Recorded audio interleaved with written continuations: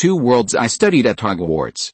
This video is purely for entertainment and does not infringe on copyrights or laws. The rights to the novel and image belong to the original author. We do not claim ownership.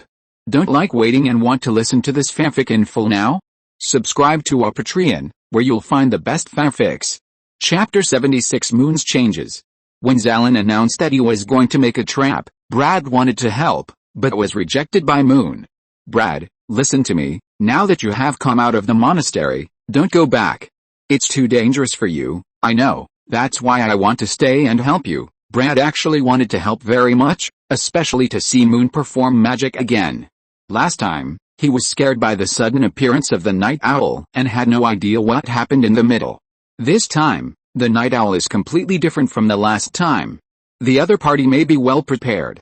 In addition, although you have escaped from the monastery now, your family may be in trouble. Moon was actually very grateful to Brad for coming to report the news. He was also ready to think about how to deal with the night owl. Now that Brad had secretly escaped from the monastery, it would definitely arouse the other party's suspicion. If the other party found Brad's parents according to the address, Moon would really not be able to forgive himself. Fortunately, Brad listened to Moon's words this time. He thought about it for a while and made a decision. Okay, then I'll go home now and let my parents hide. No. After Moon denied Brad's arrangement, he looked at Xilin, who was standing not far away making a trap. Now Xilin was the only one who could contact the ship, so Moon had to get his consent. Seeing Xilin nod, Moon smiled and looked at Brad again. You go home and take your parents away immediately. Rush to my Uncle Neil's house as quickly as possible, and then we will leave by boat in 7 days. Leave? Has the war reached Xilin? After the experience of meeting the army last time, Brad also paid attention to the recent war trends. Not yet, but the situation is not good now, and Xilin is too close to the front line. We have to take shelter in the Vina Islands first. Brad saw that Moon's attitude was very serious, and he agreed without any hesitation this time. Okay, anyway, I don't want to be a servant for a long time, Brad said and ran out quickly, and at this time Xilin reminded him. Remember, monk boy. Don't say anything when you get to Neil's house. Brad turned his head and looked at Xilin curiously, then saw Moon nodding, agreed and ran away. I didn't let your uncle know about this, you won't blame me, right? After Brad left, Xilin had just finished making a simple trap, and he was looking at Moon, who was digging a pit on the side. No, Moon blew on his blistered hands and continued. If Uncle Neil knew, he would definitely accompany me in the hazelnut forest, and even protect me all the time, which I can't accept. Xilin was a little surprised to hear Moon say these words calmly. He spit out the sweetgrass root in his mouth and continued. I didn't expect you to realize this step. In fact, you should have realized it earlier, right? The change that happened to Moon was not achieved overnight. When he first encountered the night owl, he was very panicked throughout the whole process because he had no experience. Later, after strict spell training again and again, Moon was able to survive when the giant monster appeared. Until now, Night Owl has found Xilin with the clues left by Moon, which made him realize the mistake he made the first time. Now, not only himself, but also Brad and his parents, Uncle Neil's family, and even Xilin, are all paying for that incident. This is what made Moon change like today. In fact, when Moon was making the trap, he had been reflecting on his shortcomings. Now he knows very well that once Neil comes, he will definitely protect him behind him without hesitation. And Night Owl's target this time is himself, and then Neil will become a stumbling block that the other party must deal with. I really don't know what Neil would think if he knew you became like this. Xilin shook his head and laughed.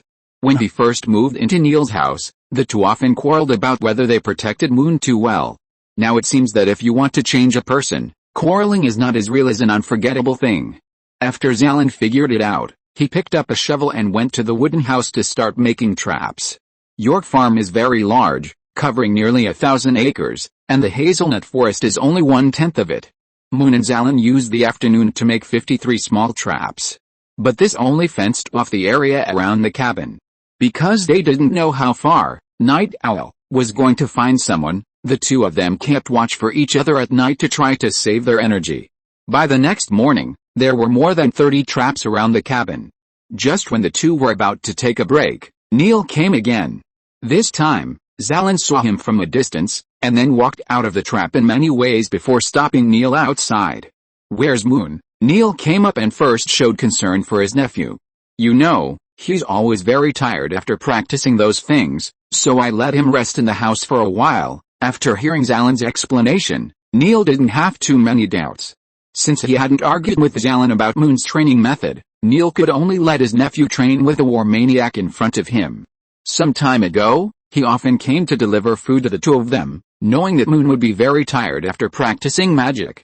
Well, I came here to tell you that Brad has moved in, and I have arranged for Hall and the others to patrol the alley. Well, they did a good job. Hearing Xilin's elder-like words, Neil frowned, and then continued. Everyone should pack up their things in the next 2 days, and then you can lead everyone to leave first. Hearing what Neil said, Xilin hesitated for a moment and agreed. Don't worry, I will send them to a safe place. Well, and our militia has received a mission and will set off tonight. What mission? Did the Mad King's people attack? Hearing what Neil said, Xilin was also curious. Although he had long predicted that the Manila Empire would start a war in advance, he didn't expect it to be so soon. No, it should be that some bandits think that the situation is not peaceful recently and want to take advantage of the chaos to cause trouble. 5 shepherds outside the city were all killed yesterday. We are responsible for patrolling and guarding there. Hearing what Neil said, Xilin hesitated for a moment, and then nodded. Then you have to be careful, the bandits are also very powerful. Don't worry, we have 300 militiamen, and we will definitely win even against large-scale bandits. Xilin only encouraged Neil's confidence a little, and then returned to the cabin and told Moon about the situation. Why don't you stop him? It's very likely that it's Night Owl. Moon got nervous when he heard the news. No need to stop him. 5 shepherds are not the upper limit of the number of people that Night Owl can kill in one night. Now that he has stopped, it means that there is no one he is looking for there, so he will definitely leave. The person who knows you best is always your enemy. Xilin is now like preparing an elaborate trap, waiting for Night Owl to take the bait. And the sweet bait in the center of the trap is Moon. So, prepare well. Since he went out of the city last night, the remaining area will become smaller and smaller, asking for follow-up reading, monthly tickets, and recommendation tickets from little wizards. Chapter 77. The bait wants to be eaten. That night, the Night Owl still didn't come. Although the hazelnut forest was very quiet all night, Moon didn't have an easy night. In order to ensure that the boy in the cabin was like a bewildered prey, Xilin asked Moon to bear the pressure before the disaster alone. So in the evening of the previous day, Xilin left the cabin and hid completely in the dense hazelnut forest. It was only after Xilin left that Moon realized that he didn't seem to be as strong as he imagined. Because he was worried that the Night Owl would suddenly appear, Moon didn't sleep well all night. By the next morning, Moon had 2 dark circles on his face, and there was a sense of determination in his heart. He now even hopes that the Night Owl will appear soon, so that he doesn't have to endure the torment anymore. When setting the trap yesterday, Moon had thought about how to get the other party to take the bait. At that time, he considered asking Xilin to shoot arrows on the gate of the monastery and pass the note to the Night Owl. But as soon as he said it, he was rejected by Xilin. Because the two designed everything, including the dense traps around them, to confuse each other. Let Night Owl think that there is only a dying little boy here. Eating the rice paste left over from last night, Moon couldn't help but think of yesterday's method again. Although he is now the bait, if the fish doesn't come, he is likely to be washed away by the surrounding water first. However, Night Owl still proved his ability, or Brad's escape made the other party aware of something. Moon had just finished breakfast when a dull knocking sound came from the door of the wooden house. Walking out and taking a look at the stones on the ground, Moon knew that someone was approaching the farm. Using inconspicuous stones to knock on the wooden house was the method of transmitting information agreed by Xilin and Moon yesterday. Following the route in memory and bypassing all traps, Moon came to the gate of the farm. Brother Lydon, why are you here? The person who came was the white-robed monk who was in charge of all servants in Xilin Monastery. When Moon went to find Brad, he saw him assigning tasks to all servants. This time, it was this monk who assigned Brad to find the birth records of Xilin population. Oh, I came here to ask if Brad, the horse breeder, has left the monastery. Brad? He hasn't been here. Will he go home? Probably not. There's no one at home. Then I don't know. Well, if you see him, please tell him I'm looking for him. Okay. While Brother Lydon was talking, his eyes were fixed on Moon's right hand hidden behind his back. Because of the light, he could see a short stick shadow in Moon's shadow. Moon also noticed the other's eyes. After slightly adjusting the angle of his wrist, the stick shadow disappeared, and then he smiled and watched the other person leave. However, the fat brother Lydon was obviously not so easy to deceive. After taking 3 steps, he returned again. By the way, your name is Moon Scarlett, right? Yes, your birth information is lost.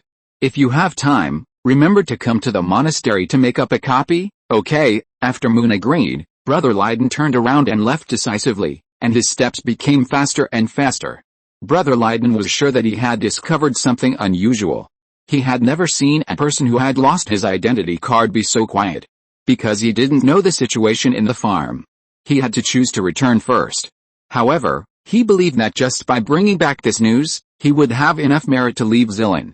I didn't expect to encounter a level 3 mission in this broken place. After watching Layton leave, Moon returned to the wooden house along the same route. When he was about to open the door, a small stone hit his head. Moon knew that this was a signal from Xilin to him. Thank you for the compliment, I know my acting skills are okay, Moon said to the empty room, and then another stone hit him. Moon accepted all the compliments from Xilin. He is now very sure that the ferocious catfish that came to Xilin has received the news. Whenever night falls, there will always be some small animals on the farm. Foxes, wild cats, voles, red squirrels, nightingales. Even though Moon has consumed a lot of energy practicing spells, these little guys seem to be endless. So when Moon usually sleeps in the wooden house, there are always the sounds of various small animals accompanying him. Tonight, these sounds of nature also arrived as expected. They were supposed to resound until dawn. But when the crescent moon appeared in the center of the sky, a dull sound startled all the animals. Boom! This was the sound of a large stone that was hung up falling to the ground. Moon immediately became alert after hearing the sound. He participated in the production of every trap in the surrounding area, so he knew very well what this sound meant. Holding the wand tightly in his hand, Moon walked out of the wooden house resolutely. Soon after the sound of the stone falling to the ground, a series of sounds of wood falling to the ground, wooden arrows flying, iron nails hitting, and wood breaking came one after another. Moon faced the direction where the sound came from and slowly turned a circle. Because of the night, he could not see the specific situation in the distance, but he knew that the other party was showing off his skills. The bet was right, Moon muttered to himself, and then looked in the direction where the sound came from. There are so many traps. I guess you have tried your best, a hoarse voice came from the darkness, and then a man covered in black clothes walked out of the woods. You are not that guy. Moon could tell from the other person's figure that this was not the same person as the night owl he met in the cave.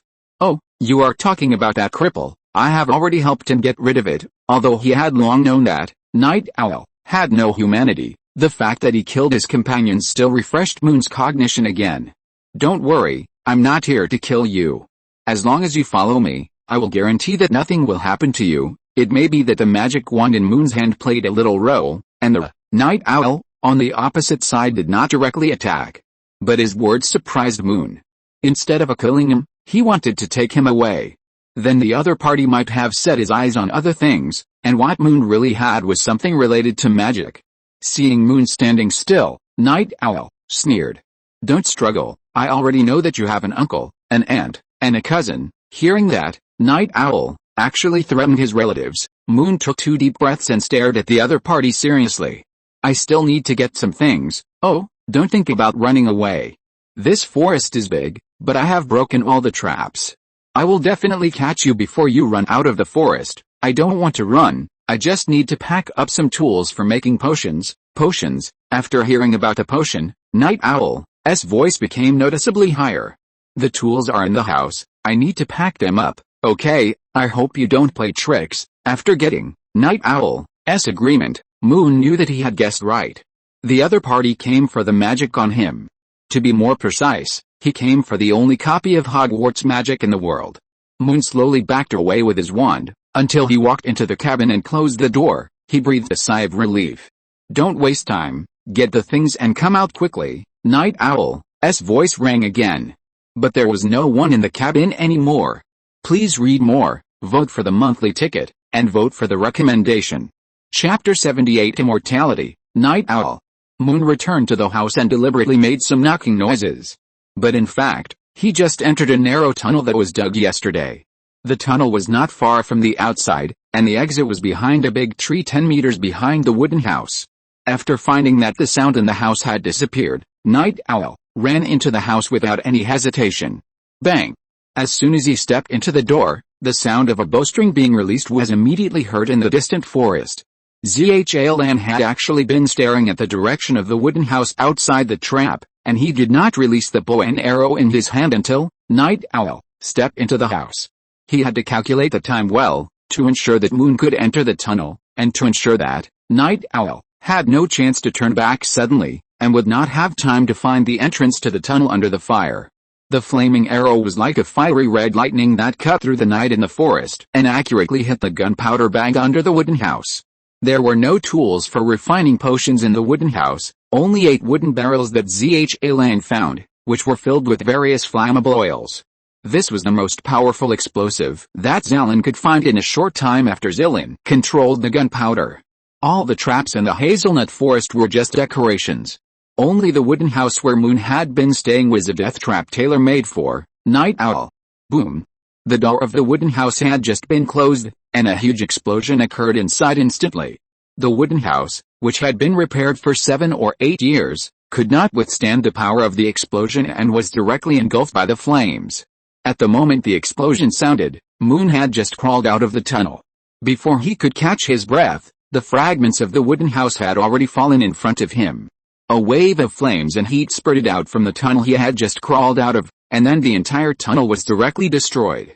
A 10-meter-long pit appeared in front of Moon. When Moon looked back at the wooden house again, the whole house was gone, leaving only a small collapsed wood waste. Moon, who was hiding behind a tree, was feeling a little relieved, but Xilin's voice sounded in the distance. "Run, don't look back." Watching Xilin running towards the wooden house from a distance, Moon did not react for a while. It was not until 5 consecutive arrows flew past him that he noticed a burning man suddenly appeared in the fire not far behind him. Night Owl somehow avoided the explosion. Now he was covered in flames, like a bright target in the dark night. But just when Night Owl wanted to put out the flames on his body, 5 arrows had already shot at him. Looking at the arrows in front of him, Night Owl quickly twisted his body into an extremely exaggerated shape, and then dodged 4 arrows. Only 1 arrow grazed his shoulder, but the damage was still blocked by his black clothes.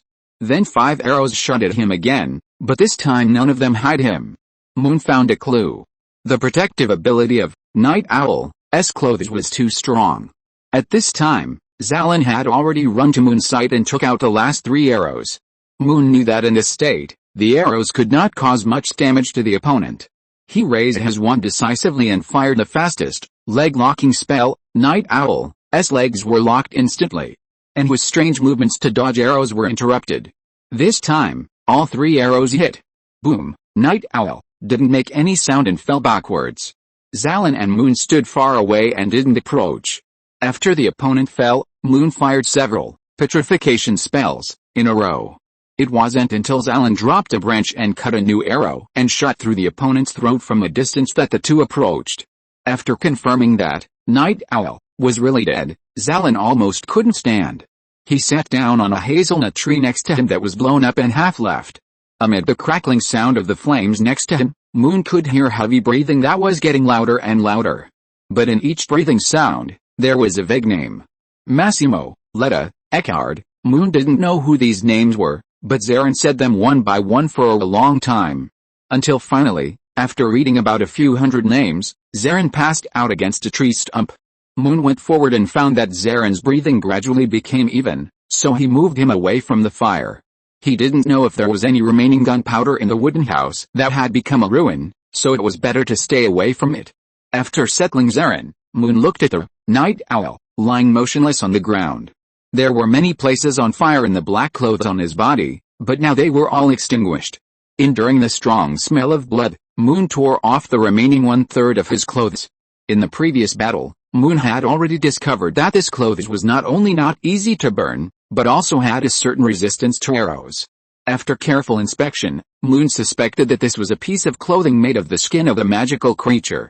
And this creature should be quite big, because he found that the whole piece of clothing was almost not spliced, and it should be from the same creature. I don't know what kind of animal this is, but it looks a bit like a troll. Because he didn't know much about the magical creatures in this world, Moon couldn't make a guess. After putting the clothes aside, Moon observed another thing. This was a glass bottle that fell out of the inner pocket of Night Owl's clothes when he pulled them. There are many glass products in the UK, and almost every household has transparent and high-end glass on their windows. But this kind of thing is rare in Xilin. Most people in Xilin use coarse cloth, linen, or even animal fur to cover their windows. Only the 3-story church of the monastery is inlaid with 4 pieces of colorful glass. So when the glass bottle appeared, Moon knew that the things inside should be very precious. But thinking about the identity of Night Owl, Moon still picked up the glass bottle carefully. There was half a bottle of black liquid inside, which was very viscous, and it was very similar to the snail grass adhesive made by Senior Bernard that Moon saw in Professor Sprout's Herbal Club. Gently prying open the cork at the mouth of the bottle, Moon smelled a refreshing scent, and he knew that this was not adhesive. Instead, it was more like an unknown potion, but he couldn't tell the efficacy of the medicine by the smell alone. So he could only put the potion away first and find a chance to check it out at Hogwarts. In addition to these 2 things, Moon also found a scimitar and a set of hidden arrows on Night Owl. Seeing that the arrows of the hidden arrows were smeared with a green and smelly liquid, Moon was very glad that they were well prepared this time. If he really faced Night Owl without preparation, not to mention Xilin's age and physical strength, this hidden arrow alone would probably cause Moon to be shot and killed after shooting the spell. Fortunately, the troubles have been solved. After Moon collected everything, he sat down against a hazelnut tree. He didn't have much strength now, so he could only wait for the agreed helpers to come and help. Please read monthly votes and recommendation votes. Chapter 79, Dealing with Brother Lydon. The fire in the wooden house burned all night until the sun rose. Brad saw the smoke floating up to the sky in the distance and rushed to the hazelnut forest. I knew you could do it. Brad's arrival made Moon relax a lot. Yesterday, Xilin fell asleep without saying a word and has not woken up until now. Moon could only stay by his side. Now it has been 2 nights since the trap was set, and Moon has not closed his eyes. So after instructing Brad, Moon also fell asleep. When Moon opened his eyes again, he was lying on the wooden bed that belonged to him in Neil's house. Looking at the familiar environment around him, Moon's heart was completely relaxed. Brad, who had been guarding the bed, smiled with relief when he saw Moon wake up. You finally woke up. Uncle Neil should be relieved. Neil? What's wrong with him? Hearing Brad mention Neil, Moon's subconsciously nervous. Nothing. He went out with the uncle with the arrow on his back. Where did they go? Under Moon's questioning, Brad explained everything that happened today. This morning, not long after Brad arrived at the hazelnut forest, Neil, who was returning from patrol, also discovered the black smoke above the farm. Neil, who thought it was bandits who attacked the farm, led 20 veterans to the hazelnut forest cabin. Seeing the mess on the ground, including a familiar and terrifying corpse, Neil asked Brad about the whole incident. Then after Xilin woke up at noon, the two quarreled again. However, this quarrel did not last too long, because Brad reminded them that they had missed one person. You mean that more than 20 of them went out of the city to find Brother Layton? Yes, you didn't see that they were so excited when they set out one by one. Excited? Not really. In Moon's opinion, the biggest threat, Night Owl, has been resolved, and there is only one Brother Layton who tipped off the news. There is no need to send so many people. Especially now that the situation outside is not peaceful, it is safest to leave more people at home. How could it be possible? When Uncle Neil and the others were arguing, everyone knew that you were a spellcaster. And a spellcaster who could defeat Night Owl. Brad was a little excited when he said this. He didn't understand why Neil had to hide Moon's identity from the beginning. In his opinion, being a spellcaster is definitely a very powerful thing, especially since Moon defeated Night Owl twice. After hearing what Brad said, Moon knew why the veterans were excited. For outsiders, spellcasters may be objects that need to be flattered. But for those who have watched Moon grow up, spellcasters represent a powerful protective force.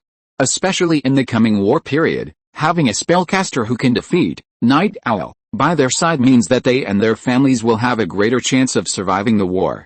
Moon actually understands everyone's thoughts very well, and he himself does not mind being the guardian of his family and friends. Especially when Moon was a child, he often saw similar scenes. Neil, Daisy and capable people would lend a hand to neighbors in need. Seeing Moon thinking about the problem, Brad did not interrupt him, but took out a black package from the side and put it on the bed.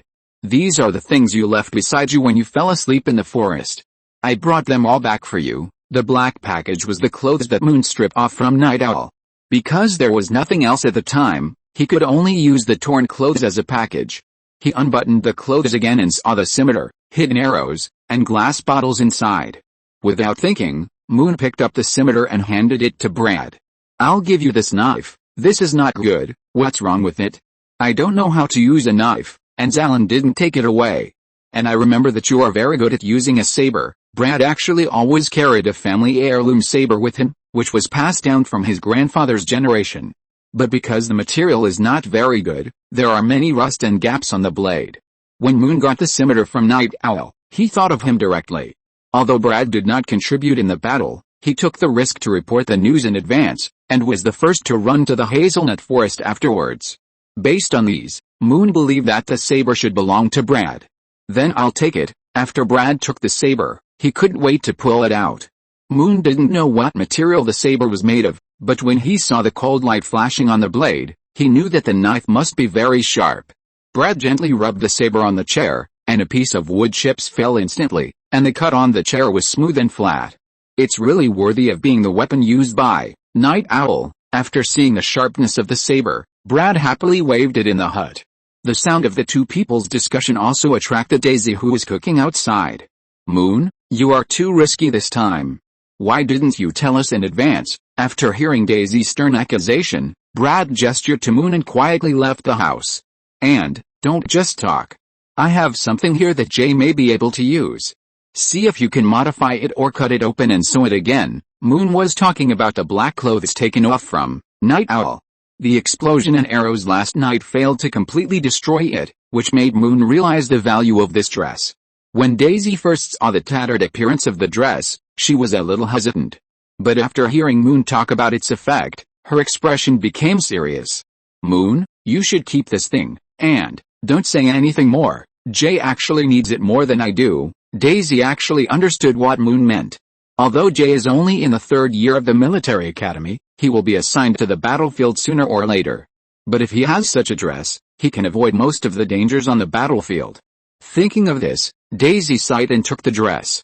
Okay, I will modify it and then ask your uncle to send it to Jay as soon as possible. Yesterday afternoon, after Brother Layton conveyed the news that Moon might be the target to Night Owl, he had been waiting in the church. As a member of the lowest level secret guards of the Manila Empire, he knew very well how powerful Night Owl was. So he had packed his bag long ago and was ready to return to the Manila Empire together after Night Owl came back. He had been tired of staying in the remote place of Xilin for 10 years. But he didn't see the return of Night Owl until the next morning, which made Brother Layton feel that something was wrong. After arriving outside the farm and confirming that Night Owl had failed, he immediately returned to the monastery, picked up the package he had packed yesterday and left the city. Brother Layton knew that he had been exposed. So after leaving the city from the west in a carriage, he immediately got off and changed direction to continue to escape. Until the evening when he was about to board the ship to leave, Xilin blocked him at the dock. Please read, vote for the monthly ticket, and vote for the recommendation. Chapter 80 Captain's Conditions. Moon didn't know what happened to Brother Layton. He only knew that after Xilin came back, he added a new arrow to his quiver. Neil was also very excited when he came back, especially after he knew what happened to the clothes in Daisy's hand. He made an exception and let Moon drink rye wine. Rye is a crop widely grown in the southern part of Snow Eagle Mountain. Because of its low cost of brewing and its unsuitability as a staple food, it has become the main raw material for brewing in this area. In addition, due to technical reasons, the alcohol content of rye wine is not high, only more than 30 degrees. Moon had never been exposed to alcohol before, because whether in Hogwarts or Xilin, children were not allowed to touch alcohol. But today no one stopped Moon from drinking cups of rye wine. Moon had forgotten what Neil said that night. The last thing he remembered was that there were 2 empty pottery bottles in front of him. Moon slept well that night. This should be the best night for Moon to sleep after a series of strange things happened. However, the quiet rest time was not long. On the next morning, when Moon was still asleep, Neil's courtyard was full of people again. I never thought that I could bury that monster in the ground with my own hands, The speaker was Uncle Hall, who was about the same age as Xilin and had been a soldier for a long time, so he knew very well how powerful Night Owl was. Every time he thought of burying Night Owl with his own hands yesterday, his hands could not help but tremble. It's the same for me. When I moved his body yesterday, I was worried that he would suddenly wake up. Uncle Walter also laughed at himself, but none of the veterans around laughed. Night Owl faked his death and resurrected, and then slaughtered people crazily on the battlefield again. These veterans have also heard about the situation. So even if they saw Night Owl was shot in the throat yesterday, they were still worried and stabbed him again. But whether this was out of fear or venting anger, only the veterans themselves knew. The women who came with them showed displeasure after hearing the content of these conversations.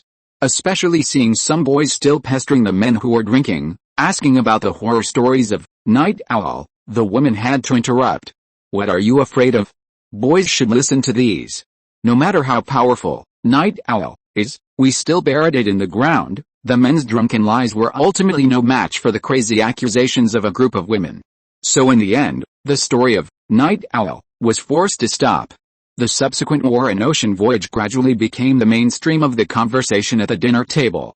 No matter how you talk about these two things, you can't avoid Xilin and Moon. But the two men were still sleeping in the cabin at this time. Last night was the first time Moon had contact with alcohol, so the reaction was relatively strong, while Xilin drank up all of Neil's stored wine. So much so that the wine banquet at Neil's house at noon today was all rye wine collected from various households. Moon woke up with a dizzy head when the banquet was almost over.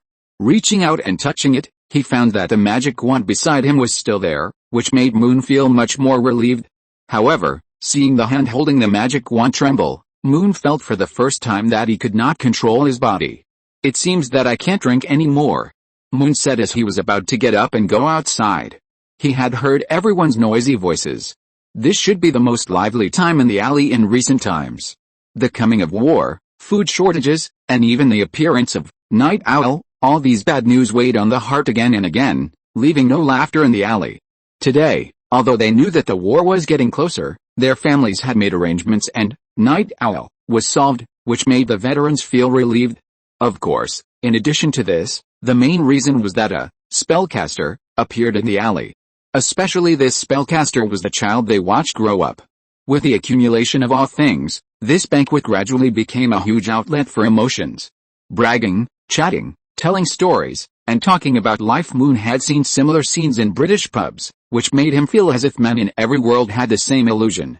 However, the cheerful atmosphere in the courtyard came to an abrupt end after Moon opened the door. Faced with the sudden appearance of the spellcaster, the people who were originally talking freely fell silent. Uncle Hall, what's wrong? Is there something on my face? Grandma Shava, did you bring all the smoked bacon from home? Moon did not notice anything unusual on the table. The alcohol he drank yesterday made him feel very uncomfortable. Now he just wanted to eat something to relieve it. After Hall and his group found out that Moon was still Moon, they also restored the cheerful atmosphere. The banquet was extended again, and Moon's vow not to drink, which he had just made, was broken again in the persuasion. When Moon woke up again, it was already the morning of the next day. At this time, Xilin had rushed back from outside. After seeing Moon, he couldn't help but tease him. Sir Spellcaster, how does it feel to be drunk? Sir Spellcaster was the name that the people at the table used to persuade Moon to drink yesterday. Although Moon had been trying hard to explain that he was not a spellcaster, let alone a distinguished lord, the old soldier in the alley didn't care at all. Xilin was a little surprised to see this scene after waking up, because he had never seen a caster being forced to drink by a soldier. In the Federal Army, after graduating from the military academy, a caster will be directly awarded the rank of captain. For a soldier, it takes more than 10 years of fighting on the battlefield to get to this point. For example, Neil, from joining the army to the end of the war, 10 years of war training only earned him a warrant officer rank. For a group of soldiers, Moon's appearance is no less than a federal major general sitting next to them. Not good at all. Moon didn't know what Xilin was thinking. Anyway, he knew that the wine stored in the alley had been drunk at the banquet yesterday. So Moon's vow to quit drinking would not have any obstacles this time. Sir Spellcaster, since you are awake, can I tell you about this long-distance ship? After dealing with Brother Layton, Xilin asked his acquaintances at the port about Gold's ship. It was not until this morning that he received the news that the other party had returned to the shore. So he went directly to the dock early this morning to discuss with Gold about going out to sea by boat. Is the boat here? When are we leaving? Gold said they will set sail again in 3 days, but because too many people have booked their boat, the people in the alley may not be able to go together. Hearing Xilin say this, Moon hesitated a little. Is there no other way? The people in the alley must go together. Most of the people who went out to sea to avoid the war this time are old and weak. It is difficult to guarantee that there will be no accidents if they are not together. After all, it will take at least 10 days to sail on the sea to the Vina Islands. After seeing that Moon's attitude was very firm, Xilin smiled and explained again. Don't worry, I gave Gold a plan that will definitely agree to any conditions. What plan? I said there is a mysterious magician in our team. Please read, vote for the monthly ticket, and vote for the recommendation. Chapter 81, starting with a simple spell. Although he didn't know why the captain named Gold wanted to see him, Xilin repeatedly assured him that there would be no problem. So Moon agreed to meet him in 3 days. During this period, he needed to return to Hogwarts. Lying on the 4-poster bed in Hogwarts again, Moon felt a long-lost sense of security. Especially after Xilin solved the Night Owl and Friar Layton, and finally found the ship. Moon's previous tense feeling disappeared a lot. There's only one thing. Since the destruction of the Hazelnut Forest cabin, Moon has no place to practice spells in Xilin. And it is likely that he will sail on the sea next, and it is unlikely that there will be a place for Moon to practice spells on the ship. So now that he has come to Hogwarts, Moon plans to double his spell training and try to make up for the progress he has fallen behind during this period. In the morning, Moon woke up on time. The breathing sound in the tree nest at the head of the bed was very even, and a strong wind blew outside the window. After entering November, the weather in the UK is getting colder and colder. Although the dormitory was not as cold as outside, Moon still struggled a little when he got up in the morning. Leaving the warm bed with magic, Moon was the first to get up and wash. After washing, he took out the secret of spells, how to transform spells, and went to the common room. The temperature here was a little colder than in the dormitory, so Moon abandoned his original seat and came to the sofa by the fireplace. The firewood in the fireplace should have been added not long ago, and the flame was burning vigorously. All this seemed to be prepared for the little wizard who got up. Moon comfortably enjoyed the warmth brought by the flame, and then studied the spell transformation seriously. Last week, Moon planned to start with a expansion spell, and practice the transformation of spells. For this reason, he disassembled the spell in detail. Now that the spell has been disassembled less than half, there are many things that Moon does not understand. Especially about the magical effects of different stresses on the spell syllables and the angle analysis of the wand-waving action. These things are not only complicated, but also require a lot of experiments to verify the conjecture. This made Moon encounter great resistance in the first step of transforming the spell. However, Moon did not give up. In the morning, when he just split the spell interpretation of the expansion spell, Harry and Ron slowly walked down from the dormitory. After the weather turned cold, the little wizards all put on thick sweaters and winter robes. Seeing that his roommates were waiting for him to go to the cafeteria together, Moon could only temporarily put down the split record and go to breakfast with everyone. After leaving the lounge, the temperature dropped suddenly. Led by Moon, several little wizards quickly rushed to the auditorium through the constantly changing stairs. The tableware in the cafeteria was enchanted, and they could ensure that the food was always at the right temperature. I think you should all eat with tableware. Before Ron sat down, he had already picked up a large bowl of Hagrid's pancakes and picked up a silver spoon to eat. Eating with tableware can not only quickly eat warm food, but also warm your hands. Moon thought there was nothing wrong with this approach. Anyway, before the Hazelwood cabin was burned down, he didn't have a table, so he could only eat with a bowl. Seeing Ron eating comfortably, his roommates followed suit and started to eat with tableware. Hermione didn't understand this behavior, and frowned at the boy opposite. Her tutors didn't allow her to eat with tableware, so she remained reserved, but she also held the warm silver spoon in her right hand. Moon noticed this very keenly, but he didn't say anything. You said it's so cold during the day, what about the astronomy class on Wednesday night? Harry asked worriedly after eating. Yeah, I really hope it snows that day, so I can go back to the lounge to study, Ron also wailed.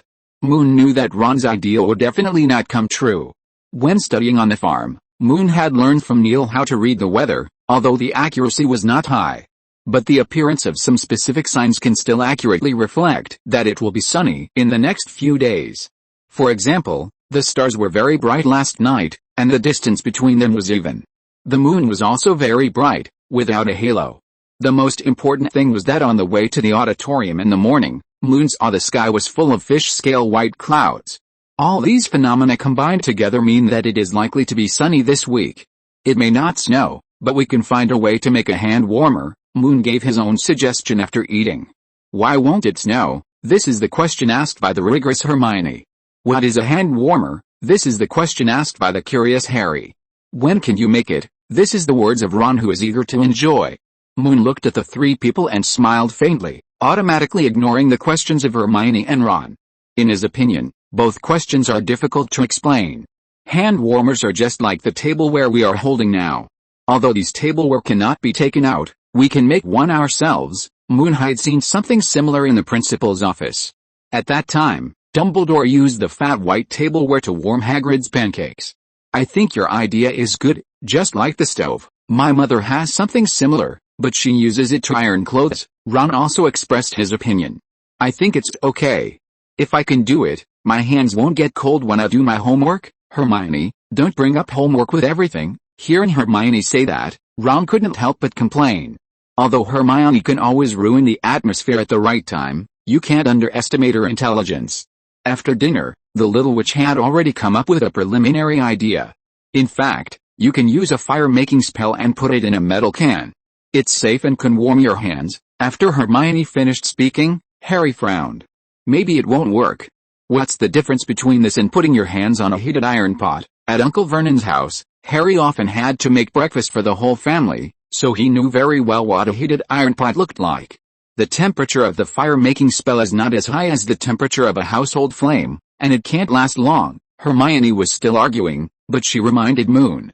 Although Moon's spell transformation is only the first step, he has already encountered difficulties. Expansion spell is not a suitable transformation spell object. He may be able to complete it by simply splitting it, but it is very difficult to transform it. But if the fire-making spell is modified, it may be feasible. As a basic fire magic that first-year students at Hogwarts must master, the fire-making spell is relatively simple to modify. Moreover, using the fire-making spell for modification, Moon only needs to be responsible for casting the spell, and the specific experiments can be done by everyone. This will not only solve the problem of requiring a large number of experiments, but also give Moon more time. Hermione, I think we can modify this spell to make it lower in temperature and last longer. That's it. If you're listening to this novel on a channel other than Fanfic World, it means they downloaded and uploaded it without effort. We cordially invite you to visit our channel, Mundo Fanfic Novelis. There you'll find the original version of this story, and you can explore many other novels of various genres. We're waiting for you to immerse yourself in a world of incredible novels. Chapter 82, Snape's Ridicule. Moon thought the transformation of the fire spell was very feasible. Especially now that the weather was getting colder, his roommates were willing to do this experiment. With everyone's support, Moon decided to disassemble the fire spell tomorrow morning. Before that, of course, he still had to attend classes and go to the spell practice room for training in the afternoon. Because he had agreed with Moon last week, after the herbology class on Monday afternoon, Harry, Ron, Seamus, and Neville followed him to the spell practice room on the second floor. Ron was probably very nervous on the way there because he was going to meet Filch. Moon guessed that this must be a problem caused by being scared by George and Fred, otherwise how scary could a castle administrator be? And since the start of school, Ron had never been caught by Filch.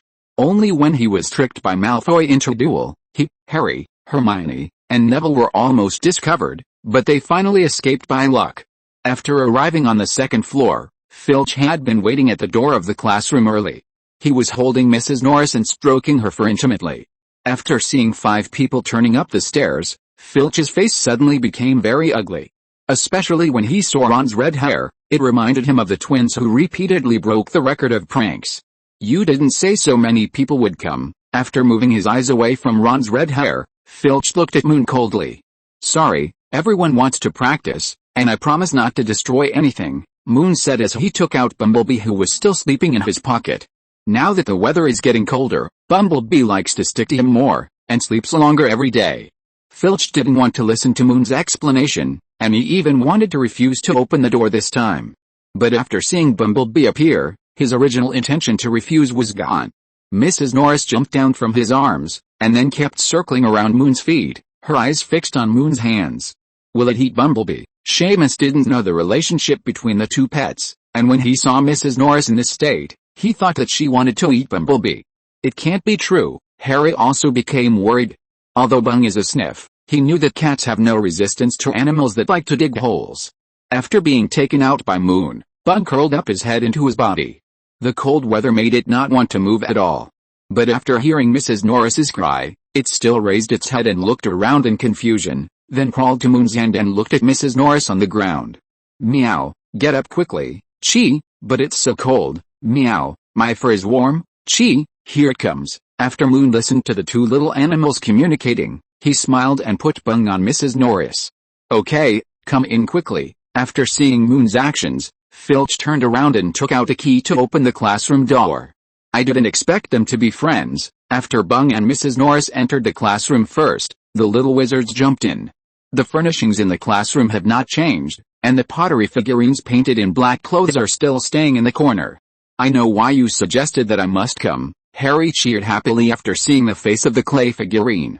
Ron was also stunned for a moment, then smiled and quickly approached. This is Snape's face. After careful identification, Ron got the real answer. I've had enough of him. This clay figurine is used to practice spells, right? Ron said, anxiously seeking answers from Moon. After getting a nod from Moon, the four little wizards immediately moved the clay figurine from the corner to the middle of the classroom. Do you use spells to hit it directly? After putting the clay figurine in the right position, Harry also asked Moon excitedly. Yes, as hard as you can. Oh, great, Harry said and quickly took out his wand. If there's anyone in Hogwarts who hates Snape the most, it must be Harry.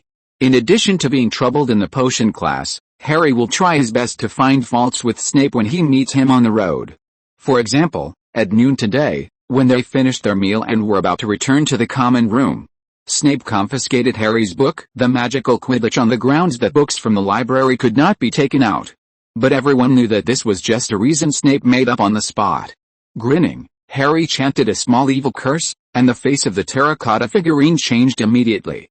However, this change was completely different from the change after Moon cast the curse. Is it laughing at me? Seeing Harry looking back with a puzzled expression, Moon didn't know what was going on. He had never encountered such a situation when casting the leg-locking curse, but now the expression of the terracotta figurine was really laughing. Let me try. After Ron said this, he pointed his wand at the terracotta figurine and chanted, front teeth like a stick. The terracotta figurine still had a mocking expression, but his eyes looked in the direction of Ron. I'll do it. Seamus took out his wand and used the locking curse. Sure enough, the wand still emitted sparks, and a small flame hit the terracotta figurine directly. This time the terracotta figurine's face finally became ugly. Moon looked at this only variant spell that had achieved results, and didn't know what to say. It was clearly the correct locking spell, but Seamus turned it into a burning lock spell. But this was the best result the little wizards had achieved. You didn't lie to us. It turns out that Snape really felt uncomfortable, seeing the terracotta figurine's face change from mocking to slightly painful. Ron's mood also improved a little. He now guessed the reason, which was probably because the spell was not powerful enough. How about we do it together? I want to see Snape's most uncomfortable look. Ron's proposal was readily agreed by the other three. The four little wizards walked together and used a variety of spells: locking spell, floating spell, front teeth like a stick, Tirana dance. The terracotta figurine's face finally became uglier, and several little wizards also got their own happiness. I really hope Snape's leg will never get better. After practicing the combined spell 7 times, several little wizards had to stop and rest. In a very good mood, they unconsciously talked about Snape again. What do you think happened to Snape's leg? I don't know, but it must be a serious injury. Listening to the discussion of several roommates, Moon couldn't help but recall that he saw Snape on the day he defeated the troll. When he walked up the spiral staircase of the principal's office, his trouser legs were rolled up. Moon saw it clearly at the time. There were obvious canine teeth marks on the wound, which should be a bite from a large and ferocious animal. However, It has been 3 days since the incident, and Snape's leg has not healed yet, which makes Moon a little suspicious. He remembered that Sprout once said that Snape was a very famous potion master. But now his leg has not been healed. That can only mean that the animal that bit him is very powerful. Chapter 83 Hermione's Mobility. The reason why Moon was concerned about Snape, in addition to discussing with the young wizard, was because he got something in Xilin. After dealing with the night owl, Moon found a small bottle of liquid on the other party. Moon guessed that this was probably a potion, but he didn't know what it was specifically used for. In order to find out what the potion was used for, Moon poured out half of the confiscated potion and brought it to Hogwarts. And in Hogwarts, if you want to do anything related to potions, it seems that you can't avoid Snape. But Moon didn't want too many people to know about this, so he didn't know what to do now. Moon, I remember you said last time that this Snape would become very painful after being cursed. Is that true? Harry, who was resting, saw Moon standing in the distance and asked the doubts in his heart. In Harry's opinion, the four of them cast 4 spells to make the expression of the terracotta figurine change from mocking to slightly painful. There is no reason for Moon to discover the secret of Snape's pain the first time he came here. But before Moon answered, Filch, who was sitting at the door, laughed dryly. As the temporary gatekeeper of the spell practice classroom, Filch witnessed the whole process of Moon casting spells last week. Moon ignored Filch's laughter. He walked to the terracotta figurine and took out his wand. Stand still and freeze, just a light, leg-locking curse. The effect was better than Seamus's variant, burning locking curse. How did you do it? They are all small evil spells, there is no reason to be so different. Ron was very unconvinced. In his opinion, Moon's small evil spells were all taught by him, but the effects of casting them were very different. Is it Snape, who is only afraid of the leg-locking curse? Seamus said his guest answer next to him. Ron heard it and directly used the leg-locking curse, but still got a mocking look from Snape. Harry observed very carefully, and he found that Moon's movements when casting the spell were very beautiful. The spell and the wand started and ended at the same time. The most important thing is that the speed is very fast. Moon, you used this to defeat the troll, didn't you? Impossible. Small evil spells can't penetrate the troll's skin. Moon had talked about the process of dealing with a troll in the auditorium, but he didn't say what spell he used, so Ron was very suspicious now. Don't guess, a small evil spell really can't penetrate the troll's skin, but if many of them hit the same place, the effect will be much worse. Without letting his roommates wait any longer, Moon finished speaking and directly sent 3 leg-locking curse to the terracotta figurine. And each time it hit the same place, the terracotta figurine's face instantly became uglier. 3 times. And so fast. How did you do it? Harry was completely shocked by Moon's technique. He had never seen a student cast a spell like this. I just practiced more. Moon put away his wand and said lightly. Impossible, you must have been trained in a professional wizard duel club. Ron's statement was the same as Professor Flitwick's, which made Moon have to wonder how much strange knowledge Ron had learned. What is a wizard duel? Harry had never heard of this name, so he looked at Ron. After Charlie got his first salary for raising dragons, he took me to an underground wizard duel. The contestants there could cast spells quickly. Underground wizard duel, yes, but those people only used disarming spell, petrifying spell, armoring spell, and the like. No one would use the minor curses. Seeing that everyone was attracted by the duel scene described by Ron, Moon also breathed a sigh of relief and stood on the periphery. Why don't you show your true strength? Filch came over at this time. He had seen Moon cast the leg lock spell 9 times in a row last time. So he knew that what he was doing now was not Moon's true strength at all. No need, they won't stay for long anyway. I have plenty of opportunities to train. After experiencing something that attracted everyone's attention, Moon didn't want to show too much in front of people, otherwise he would have to explain for a long time. Filch didn't understand Moon's approach, but he didn't interfere. Instead, he returned to continue watching the 2 little animals snuggling together and chatting. While Harry and the others were resting, Moon had already practiced another spell, the petrification spell, on the terracotta figurines. This spell was more complicated than the leg lock spell, so Moon could only cast 3 spells in a row. With the effect of the previous spell as a foundation, Harry and the others were no longer so reactive to Moon's 3 consecutive spells. However, they also wanted to make Snape look even uglier, so they also learned Moon's techniques. But this kind of continuous spell casting was not easy to learn. The first spell chanting and wand waving were actually quite simple. But it became very difficult to seamlessly connect the second spell.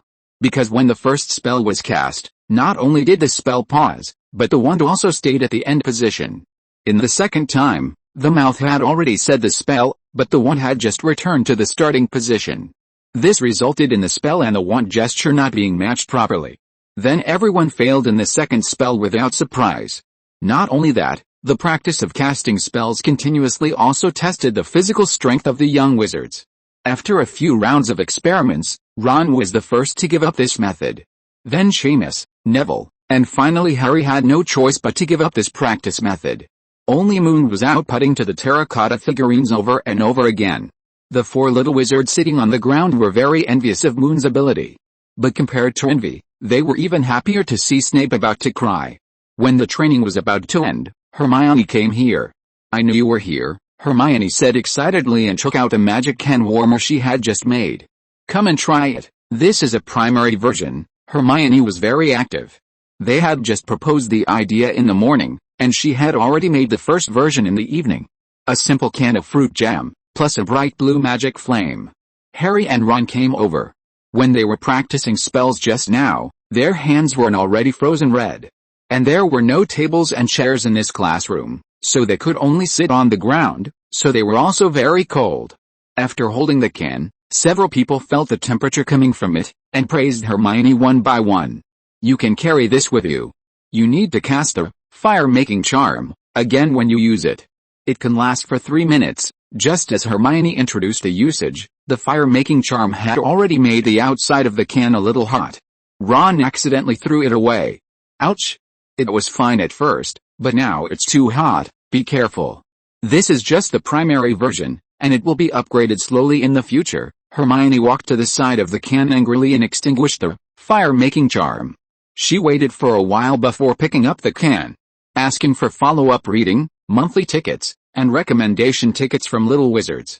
Chapter 84, Changes of Sleepy Face Fungus. Ron had angered Hermione again, but he didn't think so. Is she always like this? After seeing Hermione leave angrily, Ron looked around and wanted to say something for himself. However, several companions just smiled and didn't say anything. What's wrong? Moon had just finished practicing the petrification spell at this time. After seeing Hermione leave, he walked over curiously. "Nothing," Hermione said. She wanted to improve the hand warmer. Ron was about to explain, but Harry came out and took over the conversation. "Is the hand warmer ready?" She was too quick. Moon didn't expect that the suggestion he made in the morning would be made by Hermione in the afternoon. Actually, she didn't make it a little bit worse. It was too hot just now. After listening to Harry's explanation, Moon knew what was going on. Hermione's strong personality would definitely not let anyone say that the things she made were not good, and Ron's tone was the most hurtful. Thinking of this, Moon felt that he seemed to have missed a big show again. In fact, making this thing is destined to fail many times, but as long as you do it slowly, you will definitely succeed. After having the experience of making magic wands, Moon had a new understanding of the production of these magic supplies. Planting magical trees, carving wands, inlaying wand cores. He failed dozens of times in these steps, and it took more than 2 months before he could make a wand that was not perfect. Although the hand warmer was not as complicated as the wand, it was really difficult to make a finished product within a day. And Hermione made one in just half a day, which was actually better than many people. The spell practice lasted until about 5 o'clock in the afternoon. After Woods get out of class, Harry went to the stadium to practice Quidditch as agreed. Moon was also going to eat and then go to the Monday party of the Christmas Cactus Club. So several people left the spell practice room together. After reluctantly saying goodbye to Mrs. Norris, Bengbeng jumped onto Moon's shoulder. "Chi, I received a gift." "Happy gift? Is it from Mrs. Norris?" "Chi-Chi." "Yes," Bengbeng said and took out a golden coin from his pocket. This is, at first glance, Moon thought it was a gold galleon. But after careful identification, Moon found that this gold coin was smaller than the gold galleon and the color was brighter. It shouldn't be a gold galleon, right? Moon couldn't tell what the gold coin was, but he knew it was definitely not given by Mrs. Norris. After seeing Sniff jump onto Moon's shoulder and leave, Filch also picked up his pet cat. "Don't worry, dear," Your friend will definitely like this gift. The gold coin was a prank toy that Filch confiscated from the students. It was only after he asked Snape to identify it that he knew that this shiny thing was a fake galleon. In fact, after seeing Bumper giving Mrs. Norris fish, Filch thought about giving some gifts in return. After searching for a long time, he found this gift that was very suitable for Niffler. Bumper really likes shiny things, so it decided to go to the Black Lake to catch 2 big fish for Mrs. Norris. Then you have to be careful, the weather is so cold, and the lake must be even colder. After Moon finished speaking, Bumper's eyes showed a hint of hesitation. But after it looked at the gold coins in its hand again, it resolutely jumped off Moon's shoulder and quickly ran out of the castle. Chi, wait for me to come back in the evening. Watching a black dot slowly disappear from his sight, Moon decided to make a hand warmer as soon as possible. Even if it was just for jumping, he had to speed up his action. After dinner, Moon and Cedric came to the Herb Club classroom together. The stairs on one side of the classroom had been repaired, and the floor that the troll had knocked back had returned to its original state. Because you defeated the troll, Professor Sprout has been arguing with Professor Flitwick about which aspect you are more talented in these 2 days. Cedric smiled and talked about what he saw in the morning when he found that Moon was looking at the troll battlefield outside the club a week ago. On the night when the troll fell, Professor Flitwick saw how fast Moon cast the leg-locking curse, and thought that Moon had the highest talent in spells. And Professor Sprout was obviously unwilling to admit this. She refuted Professor Flitwick's views one by using Moon's wand-making, magical plant care, dragon blood grass, and moonlight grass cultivation. Which professor do you think is right? After Cedric finished speaking, he couldn't help but look at the mysterious junior beside him. I think I just spend more time on herbal plants and spells. As for talent, I should be the same as everyone else. Moon smiled and explained and walked into the club classroom. He still had to check the situation of 32 magical plants today. Seeing that, Moon immediately devoted himself to the study of magical plants after entering the classroom. Cedric felt that what the junior just said made sense. After being infected by Moon, Cedric immediately entered the classroom and began to study the sleepy face fungus. This small black mushroom has now grown to the size of a palm. And after adding sawdust from magical trees, a small amount of green spots appeared on its cap. Cedric, who has had experience in outdoor adventures, knows that mushrooms with bright colors are all toxic. So he must be more careful when conducting research now. After checking all the plants, Moon came to the sleepy face fungus. How is the little mushroom now? Seeing that Cedric had an extra glass bottle in his hand, Moon couldn't help but feel curious. Moon now knows all the plants in the classroom very well, but only the plants of students who have left school need careful care. As for the club members in school, they usually take good care of their plants. And Cedric's sleepy face mushroom is the one that Moon pays the most attention to. There are green spots on its umbrella cap, and the color of the spore powder also tends to turn green. As for the medicinal properties, I think it should be greater. There are 3 glass bottles filled with spore powder next to the sleepy face mushroom. The color of the spore powder inside is slowly changing from pure black to green. As for the medicinal properties, in fact, we can know from the changes in the way Cedric collects spore powder. When he first took the black spore powder, Cedric didn't need to wear a mask, and it would be fine even if he inhaled a small amount into his mouth. But later, after the sleepy face mushroom absorbed the energy of the magical plant, its ability to make people sleepy was greatly improved. Cedric was sent to the school clinic because he accidentally inhaled a little during a collection. It was also after that time that Professor Sprout required that every time spore powder was collected, a thick mask must be worn. Do you want to use these latest spore powder to cultivate a new batch of sleepy fungi? I think they must be stronger than the old mushrooms. I think so. When planting magical trees with Moon, Cedric discovered that Moon had an understanding of magical energy far beyond that of ordinary people. So now whenever the sleepy fungi undergo magical changes, he will ask Moon to study it together. When the two were discussing what to do next, the classroom door opened. Professor Sprout arrived at the club on time, asking for follow-up reading, monthly tickets, and recommendation tickets from Little Wizards. Chapter 85, Potions Analysis. While Sprout was solving problems for senior students, Moon was discussing with Cedric how to grow sleepy face fungi in the future. He walked to the podium only after all senior students left. But before Moon could tell his own problem, Sprout expressed his gratitude. Mr. Scarlett, thank you very much for your growth potion. It allowed me to complete the principal's request in advance. Last Saturday, Sprout borrowed 3 drops of growth potion from Moon. Now it has been exactly 3 days, and Moon guessed that the magical plant should have absorbed all the effects of the potion. But when Sprout said it was Dumbledore's request, Moon was still a little curious. He didn't remember what Dumbledore did in herbal plants. Is it related to the protection that Snape said that day? Moon still remembered that when he came out of Dumbledore's office, Snape said something about protection. But Moon didn't want to find out about the professor's affairs. He had enough things to do. It's enough to provide you with help, Moon replied with a smile, and then asked about his experience in studying plants in the past few days.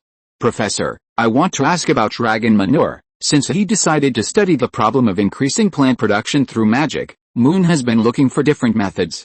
Although the main direction now is to modify the growth spell.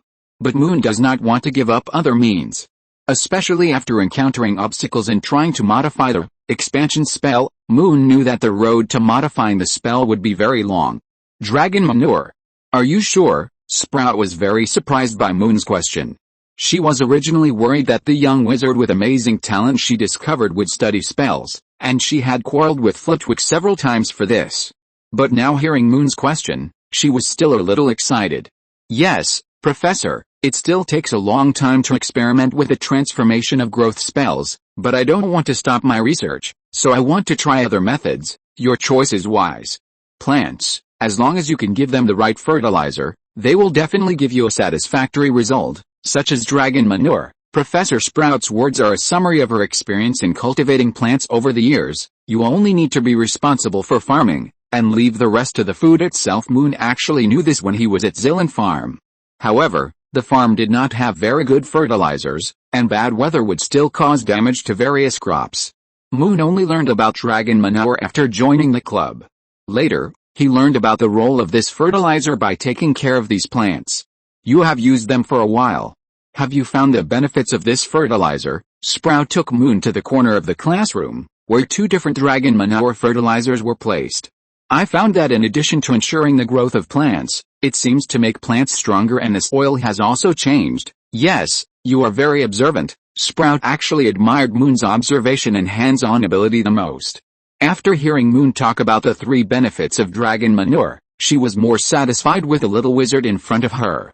However, the proportions of dragon manure fertilizers are completely different.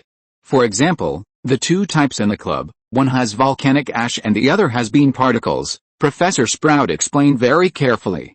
And even copied a copy of the configuration method of dragon manure fertilizer for Moon at the end. You can try this fertilizer yourself. I know what you want to do is to make the plants bigger, but it takes time. Thank you, Professor. I will study this method carefully. Moon took the written dragon manure fertilizer configuration method and thanked him. Oh, don't say that. There is plenty of dragon manure fertilizer here. I think you can choose some plants with strong vitality for experiment first, such as your willow branches. After Moon joined the club, only a small section of the magical tree he planted still retained the magical properties. Sprout put this section of willow branches in the club as a proof of joining as a new member. Okay, Professor, I totally agree. Moon was also very happy. After expressing his gratitude, he directly put the hydroponic willow branches into the flower pot and applied a layer of dragon manure fertilizer. Of course, willow branches alone are not enough. Anyway, with Professor Sprout's consent, Moon plans to find a few more crop seeds to experiment. He originally planned to study the problem of increasing the yield of crop plants, and now he naturally wants to try more plants in this area. As for the fertilizer production after returning to Xilin, Moon thought he didn't need to be too anxious. As long as he could find the right fertilizer in Hogwarts, he could always find a similar substitute in Xilin. After several explorations in Xilin, Moon felt more and more that there was some connection between the 2 worlds. At 9 o'clock in the evening, after all the students in the club left, Moon suddenly remembered that he still had an unknown thing with him. Professor, I want to ask, how can I know the efficacy and composition of a potion? Moon took half of the potion brought from Xilin and kept it on him. Because he was afraid of Professor Snape, Moon planned to ask the professor of herbology first. Unknown potion. I have to remind you, Mr. Scarlett, this is a very dangerous thing. Looking at Sprout's serious and concerned eyes, Moon hurriedly explained. I know, Professor, so I haven't opened it. It's better this way. You don't know that in the magic world, unknown things often indicate various dangers. Professor Sprout patiently gave Moon many examples. Pottery pots buried underground, old notebooks, golden wine flasks, and quaint rings. After listening to Sprout's story, Moon felt that he had been baptized by a horror story. Professor, don't worry. I won't use it privately before the efficacy is confirmed. Seeing Moon's determined eyes, Sprout sighed helplessly. Well, I know that fifth-year students at Hogwarts have learned a kind of potion analysis. This magic should be able to meet your requirements. Potion analysis? Yes, this thing is very difficult. I remember that I can find elementary potion analysis in the library.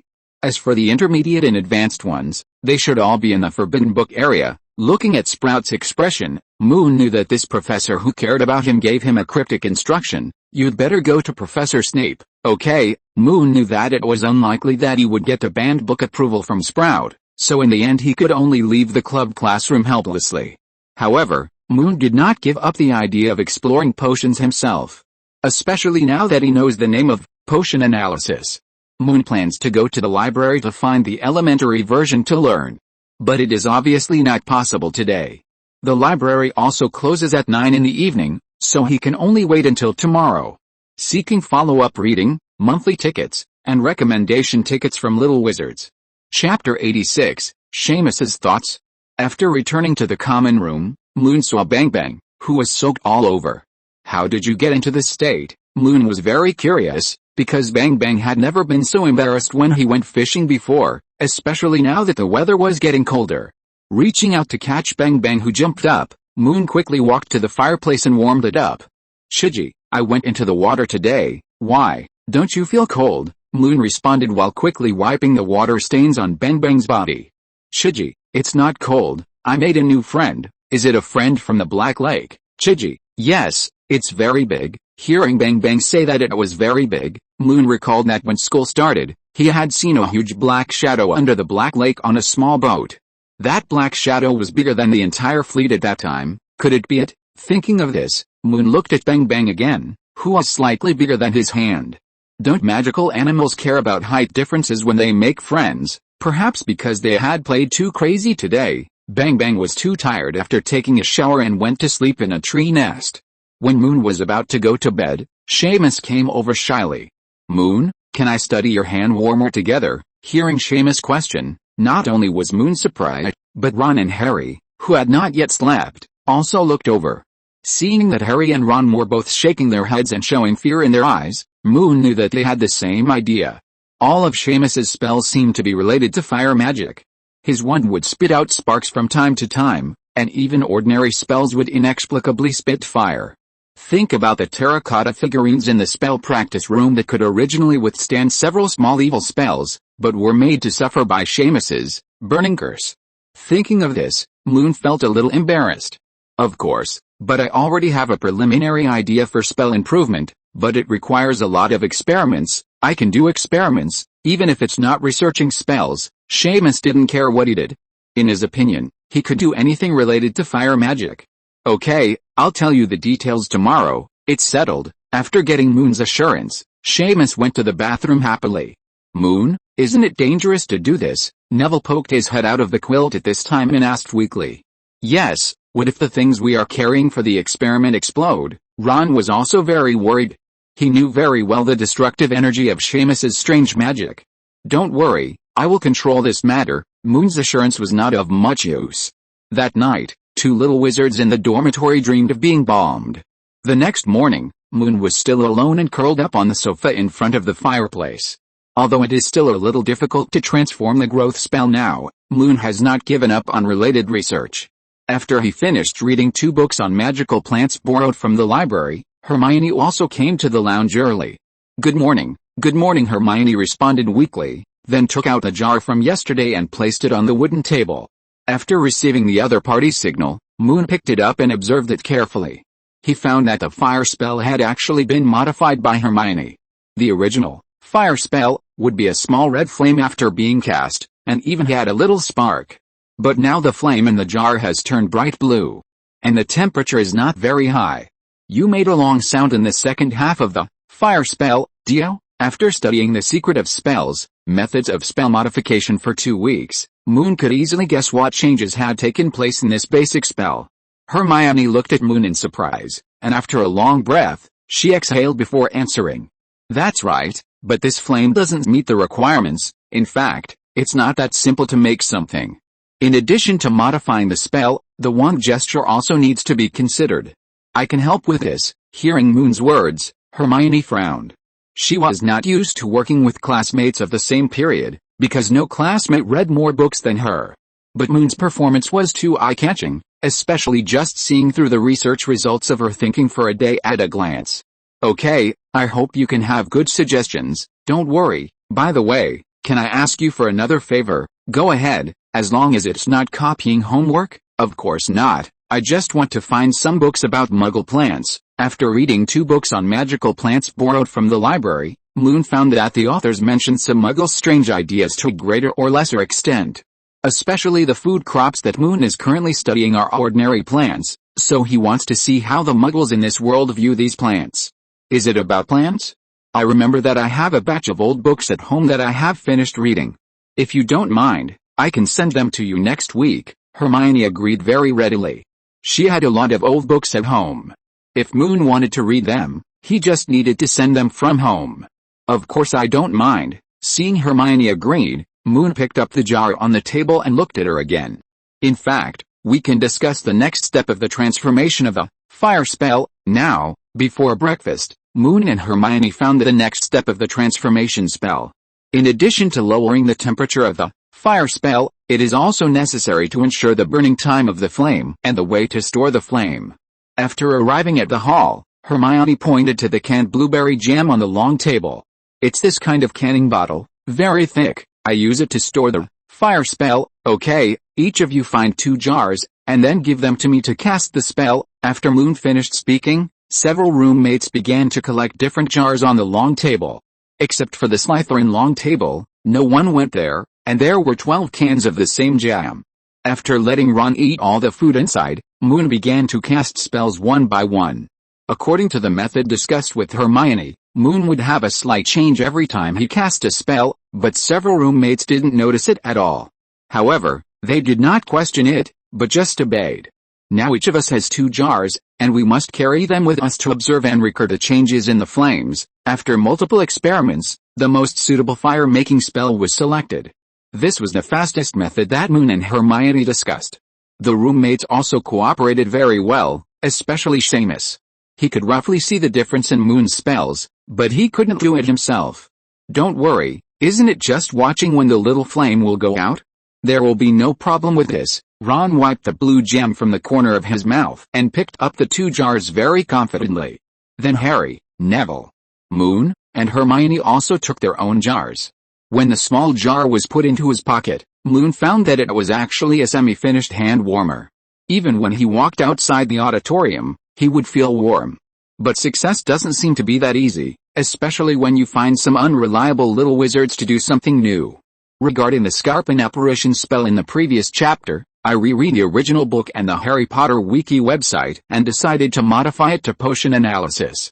Because the Scarpin apparition spell can only reveal the ingredients of the potion, but it does not involve the efficacy, proportion, and more advanced magical energy composition.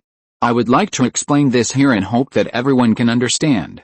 Chapter 87 Strange Quarrel. Professional matters should always be left to professionals. This is the truth of life that Moon came to after one day.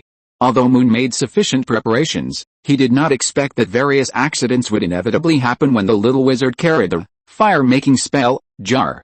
Ron forgot to record the time when the flame went out during the transfiguration class because of Professor McGonagall's question. When Seamus was learning a new spell in the charms class, the fire-making spell in the jar went riot, and he was sent to the school infirmary. Neville lost both jars after the herbology class, and finally found them in the corner of the greenhouse. Harry put the jar in the locker room during Quidditch training and completely forgot about it. Only Moon and Hermione's records exceeded one day, and the first version of the fire-making spell also went out 3 times during this period. But Moon also forgot once. This was in the Defense Against the Dark Arts class on Wednesday morning, when Professor Quirrell rarely kept Moon in class. It was also during this period that Moon felt the jar slowly getting colder. Mr. Scarlett, I heard that you subdued the troll. When all the students in the class left, Quirrell walked in front of Moon. Professor, have you spoken better? Moon, who was curious about why he was left behind, was surprised when he found that Quirrell no longer stuttered. No, how is it possible? Seeing Quirrell's speech return to its original state, Moon sighed helplessly. After more than 2 months at Hogwarts, Moon had already given up hope on the defense against the dark arts class. Moon could accept that the professor only read in class. But it became very uncomfortable to let a stuttering professor read. Sometimes Moon even wanted to go on stage to read. After all, it was not that difficult. Well, I just tripped the troll, and it was later subdued by Headmaster Dumbledore and Professor Flitwick. After getting rid of the troll, Moon went to check the creature. The troll's skin is very thick, and it has a certain degree of magic resistance. It stands to reason that small evil spells cannot penetrate the opponent's skin. But all 9 spells Moon fired hit the giant's thigh, causing him to accidentally fall down the stairs and faint. So that's how it is, Quirrell said, squeezing the textbook in his hand even harder. I wonder if you, Mr. Scarlett, would like to study defense against the dark arts. If you are willing, you can come to my office. Before Quirrell finished speaking, Moon shook his head. Although he liked to learn magic very much, his time was already fully scheduled, and he had no intention of doing other research. And most importantly, Moon really couldn't stand being surrounded by the smell of garlic for a long time. Professor, I don't have any ideas for the time being. Oh, that's really a pity. I hope we can discuss it together if we have the chance. After coming out of the defense against the dark arts class, Moon took several breaths in the corridor before he recovered. In order not to choke, Moon had to hold his breath for a long time every time he said a word. Looking at the classroom behind him that seemed to be emitting the smell of green garlic, Moon quickly left and ran to the auditorium. It was also after Moon forgot to count the extinguishing of the fire charm that Hermione completely stopped trusting any boys. She waved her hand and put all the 6 jars she had chosen into her pocket. You guys are really too unreliable. Seeing Hermione's domineering actions, Moon did not refuse, and his roommates were even happier. So the experimental data record of the fire charm was contracted by Hermione alone. Moon also made time to go to the library and read the elementary magic potion analysis mentioned by Sprout. This is a potion class content that only 5th-year students at Hogwarts can access. However, the class only briefly mentioned the theoretical content, and the real hands-on operation had to wait until the 7th year. As for the intermediate or even advanced magic potion analysis, only wizards who are determined to achieve success in the magic potion business will delve into it. The author of elementary magic potion analysis is Zygmunt Budge. Moon had seen this character on Ron's chocolate frog card, but the introduction was not detailed, only saying that he was the author of the Book of Potions. On the title page of Elementary Magic Potion Analysis, this eccentric wizard introduced his life. Zygmunt was also a student of Hogwarts, and he was very talented in potion making. He was able to correct the mistakes of the potion professor at the age of 14.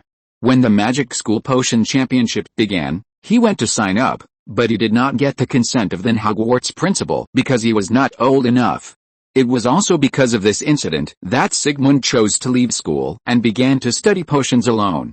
After reading the author's introduction on the title page, Moon found that these talented students seemed to be not very obedient. Hermione and Percy seemed to be very obedient, but the twins, will they achieve greater success in the future? Moon simply imagined it, and then shook his head to extinguish this absurd idea. The main function of elementary magic potion analysis is to explore the basic components of potions. Different potion analysis magics need to be performed for potions of different properties. This kind of magic is a composite magic that combines potion making, herbal knowledge, spells, and transfiguration. As long as it can be cast successfully, the raw material image of the potion will be echoed in the caster's mind. This is only the level that the elementary potion analysis can reach. As for the intermediate or advanced level, the book only mentions that the potion ratio and even the composition of various magical energies can be known. However, this is beyond the scope of what Moon can learn now. After reading the basic summary of elementary potions analysis, Moon found that it is really difficult to cast this composite magic. The premise of casting potion analysis is to master a large amount of magical knowledge of herbs and animals. This is why this course is only mentioned in small quantities in the 5th grade. Because at that time, after 5 years of accumulation of herbal and potion classes, students have mastered most of the raw material knowledge. And Moon now only remembers the 1st grade curriculum standard reading thousands of magical herbs and mushrooms. This is far from enough for practicing potion analysis. In addition to the basic knowledge, potion analysis also requires professional potion tools and a lot of experiments. This condition is only available in the potion classroom, but Moon cannot enter and exit that place at will. So what he can do now is to make up for the basics first. After borrowing this book from the library, Moon planned to go to the auditorium to eat first, and then return to the lounge to study slowly. On the way to the auditorium, Moon heard the students around him discussing a rumor about Professor Snape. I heard that Snape is most afraid of the leg-locking curse. That's right, and it is said that he will cry after being cursed. Regarding the Scarpin apparition curse in Chapter 85, I reread the original book and the Harry Potter Wiki website and decided to modify it to potion analysis. Because the Scarpin apparition curse can only derive the ingredients of the potion, but it does not involve the efficacy, proportion, and more advanced magical energy composition. I would like to explain this here and hope that everyone can understand. Finally, I would like to ask for the first order. It will be on the shelves this Sunday and there will be an update of 10,000 words. Chapter 88 Snape's Confinement. Rumors about Professor Snape started to spread yesterday. Although Moon was not involved in them, hearing these rumors still made him feel a little uneasy. Sure enough, when Moon was about to go downstairs, 3 figures blocked his way. You poor braggart, I heard that your leg lock curse is very powerful. The condescending tone, coupled with the habit of calling people poor, Moon knew who was blocking his way without even looking. Yes, my leg lock curse should be more powerful than yours. Moon smiled and looked at Malfoy opposite him. More powerful than me? You are really good at bragging, Malfoy said, looking at Goyle and Crabbe behind him, and then the 3 of them laughed.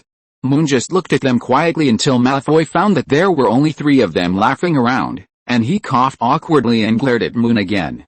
Then do you want to compete with me? Sorry, I never compete with people who are weaker than me. Malfoy was very surprised when he heard Moon's words. His superior background and noble blood made him feel superior since he came to Hogwarts. But now he was laughed at by a wizard of the same class, and a poor little wizard who was on the Daily Prophet. Seeing Malfoy's expression gradually turned into anger, Moon was not worried at all. Because what he said was not wrong at all.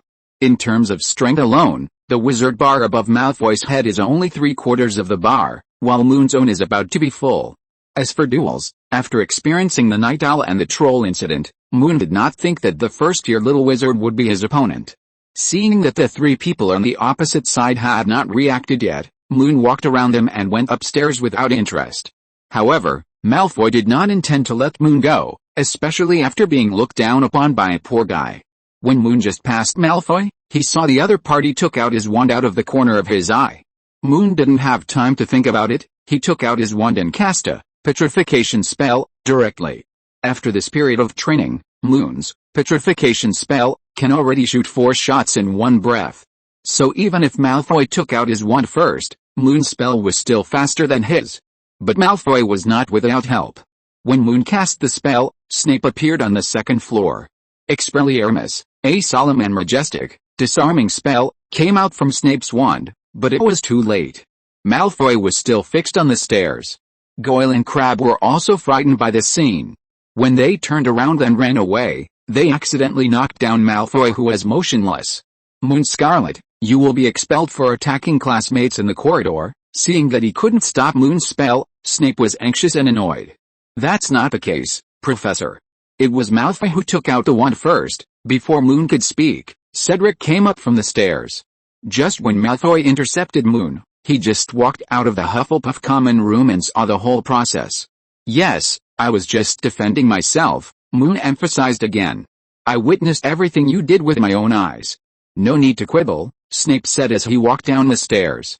He hurriedly helped Malfoy up from the ground and cast the spell to break the petrification curse. After the petrification state was lifted, Malfoy breathed in fear.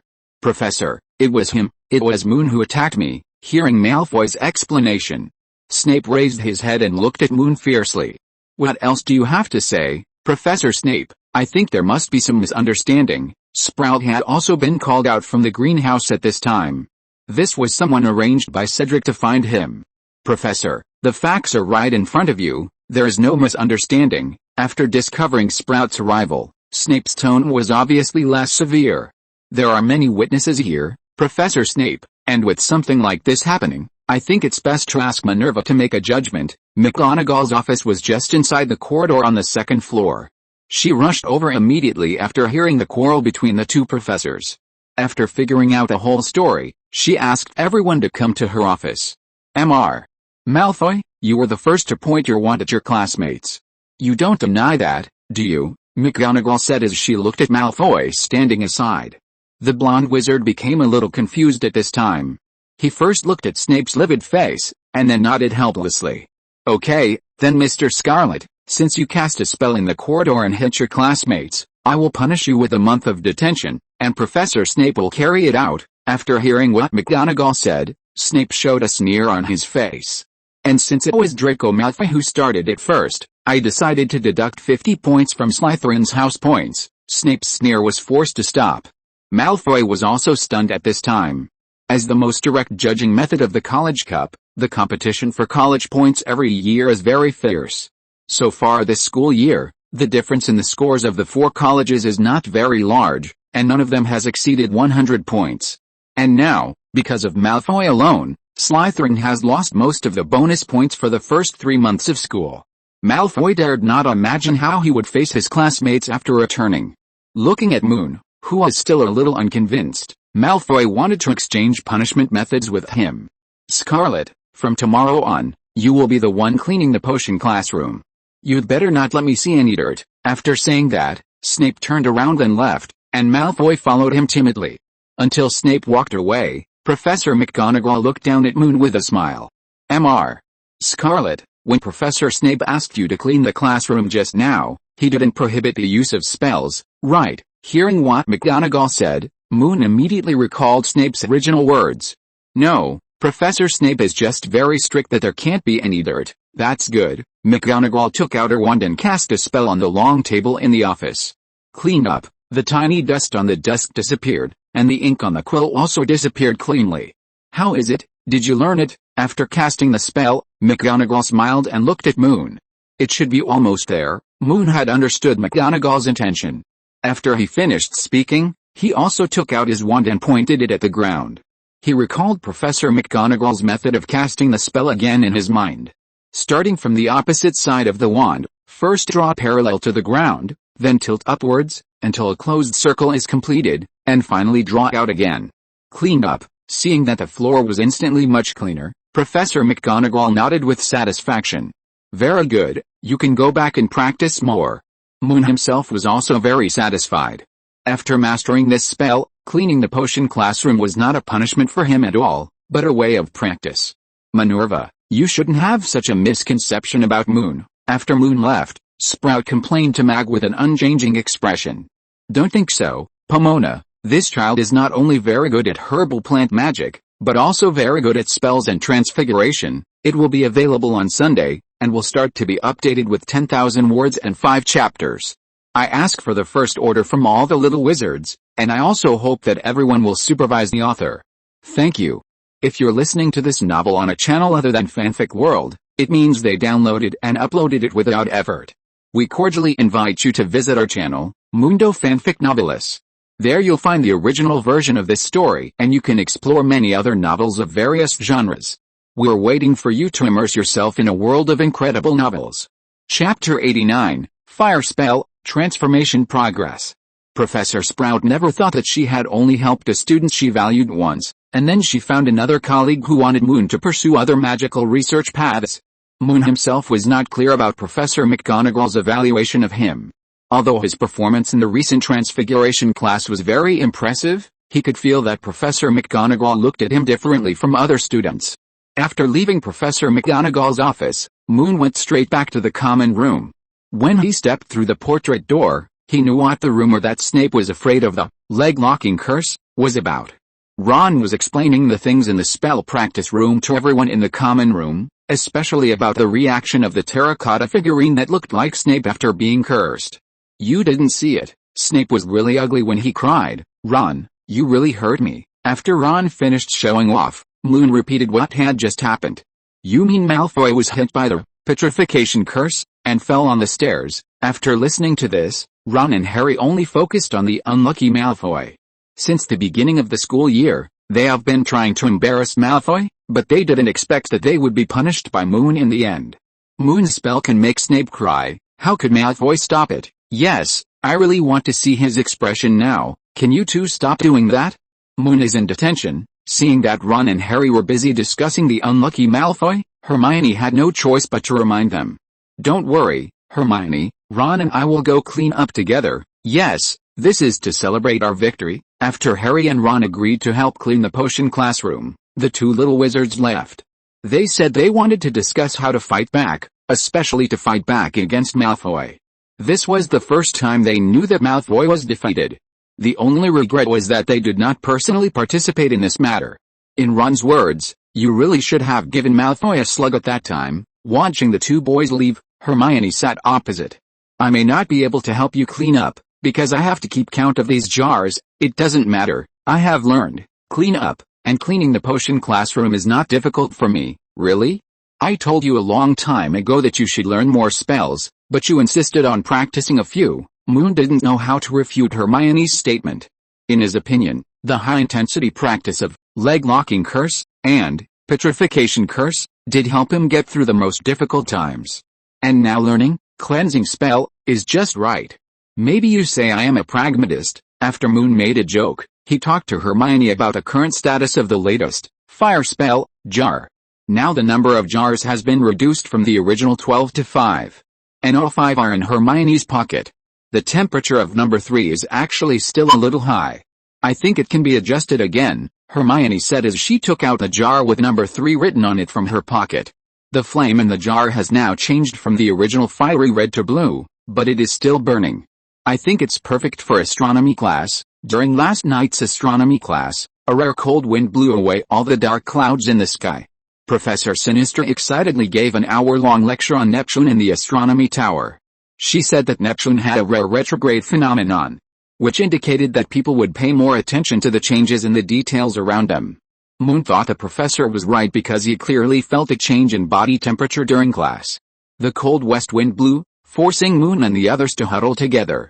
Fortunately, Hermione took out 4 jars of fire spell, which made Moon and the others feel warm. After studying the fire spell in each jar with Hermione again, Moon adjusted the spells of number 1 and number 2 slightly and cast them again. These 2 flames are the spells that last the longest and are very stable. Hermione packed up the 3 jars again and left, while Moon looked at Bengbeng, who had come back from somewhere. This little guy has been running to the Black Lake more frequently these past 2 days, and he is always wet every time he comes back. "Did you go in the water again today?" Moon picked up Bengbeng and warmed himself by the fire in front of the fireplace. Chirp, "Yes, there are new friends." "New friends? Are they from the Black Lake?" Chirp, "Yes, they look very strange." Moon is no longer surprised that Bengbeng can make all kinds of strange friends. In his opinion, as long as Bengbeng is not hurt, it is always right to know more other creatures. Moon has to go to class every day, and he doesn't have much time to accompany Bengbeng. Making friends can also relieve his loneliness in the castle. After bathing Bengbeng again, Moon held him back to the dormitory to rest. Because the weather is getting colder, Moon now lets Bengbeng sleep with him. Although this little guy played in the cold Black Lake in the afternoon. But after the bath, he became a fragrant hand warmer, which made Moon's quilt warm. Malfoy's affairs are far from over, and his family background is indeed very powerful. But there are also students in Slytherin whose family background is not inferior to his, especially some senior students, who care more about the house points. So after learning that Slytherin was deducted 50 points, everyone's eyes on Malfoy changed completely. From the previous appreciation and praise to the current disgust and irritation. This made Malfoy feel deeply humiliated. And this matter made Malfoy even more angry the next morning.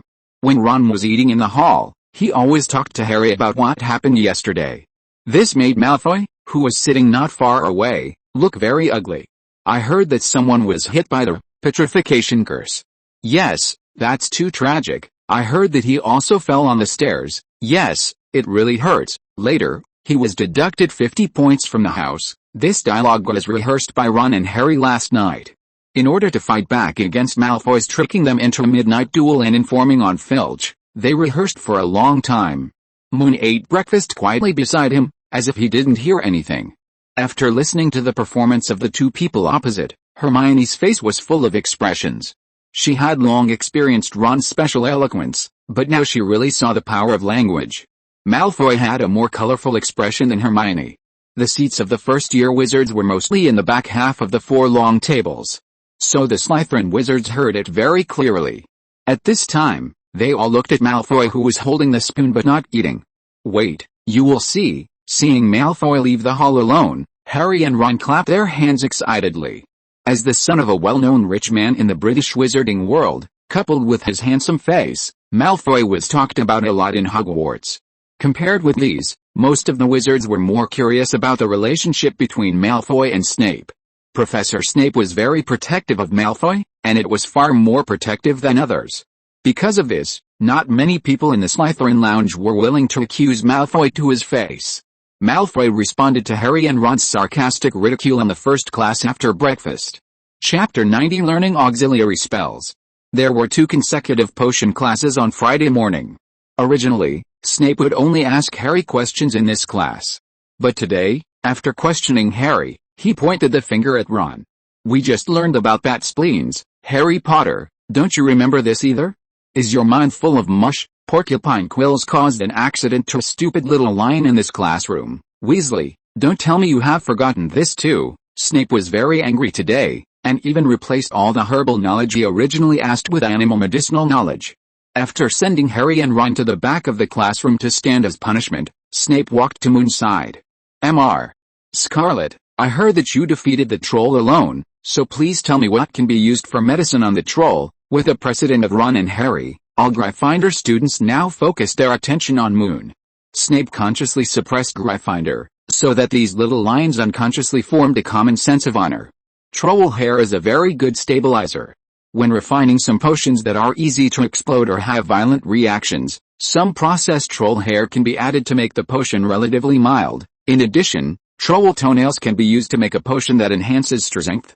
The duration of enhancement depends on the specific level of the potion. Some ancient wizards like to use troll blood to refine vitality potions, but because the magic power in troll blood is completely uncontrollable and very difficult to be compatible with other potion ingredients, it was gradually abandoned later. After defeating the opponent, Moon found all the information about the troll in the library. This species, which is difficult to reproduce, mostly lives in cold forests and mountains. They usually move at night, like to eat raw meat, and are not picky about prey. From wild animals to humans, they may become their capture targets. Even some Muggle legends regard them as a kind of tall devil. For wizards, because of their tall bodies and strong protective abilities, some smart trolls are often tamed and become security forces. As for most of the clumsy trolls, the wizard's method is to strictly guard them to prevent them from running around. In addition to reducing the risk of the magic world being exposed, the benefit of doing so is that they can continuously obtain potion raw materials from the trolls. In the pharmacy in Diagon Alley, an ounce of troll toenail is worth 10 galleons. And the toenails of a troll can often be cut off more than 30 ounces. Hearing that Moon not only answered the various ways to use trolls, but also cited the examples of ancient wizards, Snape's face became very ugly. Malfoy, who was sitting on the other side, also looked unhappy at this time. He originally wanted to see the 3 people stand behind together. However, it was precisely because Moon's answer was too detailed that Snape did not continue to ask and make things difficult, but directly announced the production of Swelling Potion. After the potion class, watching Moon and Neville make the finished potion, Snape left coldly after saying a word. I will come to check in the evening, and it's better not to let me see any dirt. The Slytherin students left the classroom happily one by one. However, in contrast, the little wizards of Gryffindor actually chose to stay. Snape's obvious difficulty in the class just now made these little wizards more united now. Don't worry, Moon. We will help you together. Yes, your troll answer is simply great. I don't think Snape expected it. Seamus, Neville, Lavender, Harry. They chatted one by one and quickly cleaned up all the tables, chairs, corners, and various tools. This made Moon's newly learned clean up useless. In less than half an hour, The potion classroom was completely new. When the little wizards of Gryffindor were about to return to the common room together, Hermione gave Moon a very good suggestion. In fact, you learn spells very quickly. Since you have already learned clean up spell, why don't you try to learn some other spells? Moon thought seriously about Hermione's reminder. Now Moon has mastered the spells of illumination, unlocking, locking, fire-making, softening, repairing, and floating, that Professor Flitwick explained in class. The remaining ones are petrification, leg-locking, and some minor evil spells. Among them, the leg-locking spell he mastered is the most familiar, and now he can cast it 10 times in 2 breaths. The second is fire-making, because he has been studying this basic fire magic recently, which makes Moon understand it more deeply. Next is petrification. After Moon's practice, especially after teaching Malfoy a lesson yesterday, this spell can be cast 4 times in a row. The most surprising thing is rope cutting. Although Moon has not practiced this minor evil spell much, he can also cast it 4 times in a row. This makes Moon more aware of his talent in cutting magic. For Moon now, after solving Night Owl, he has free time again, and this time he can really learn more new spells. Thinking of this, Moon turned directly to the library. He was going to look for life-related spells here.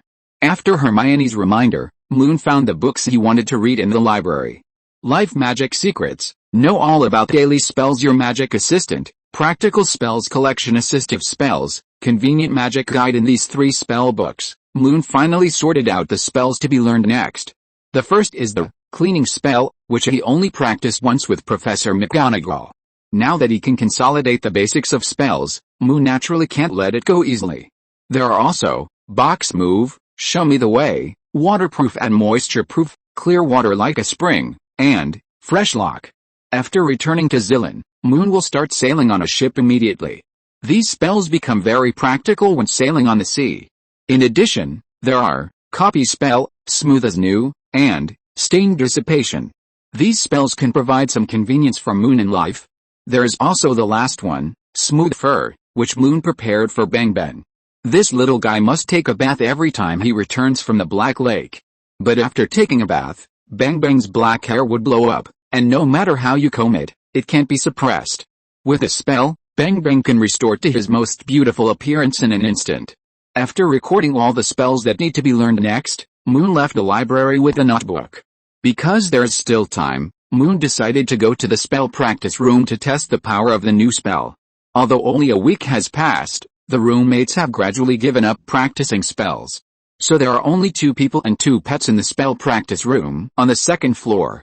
It will be available on Sunday, and there will be 5 chapters updated. Begging for the First Order. Chapter 91 Addictive, Smooth Fur. Before Moon reached the 2nd floor of the castle, Bengbeng had already gotten off his shoulder to find Mrs. Norris. When Moon arrived at the classroom, Filch was rarely accompanied by his pet.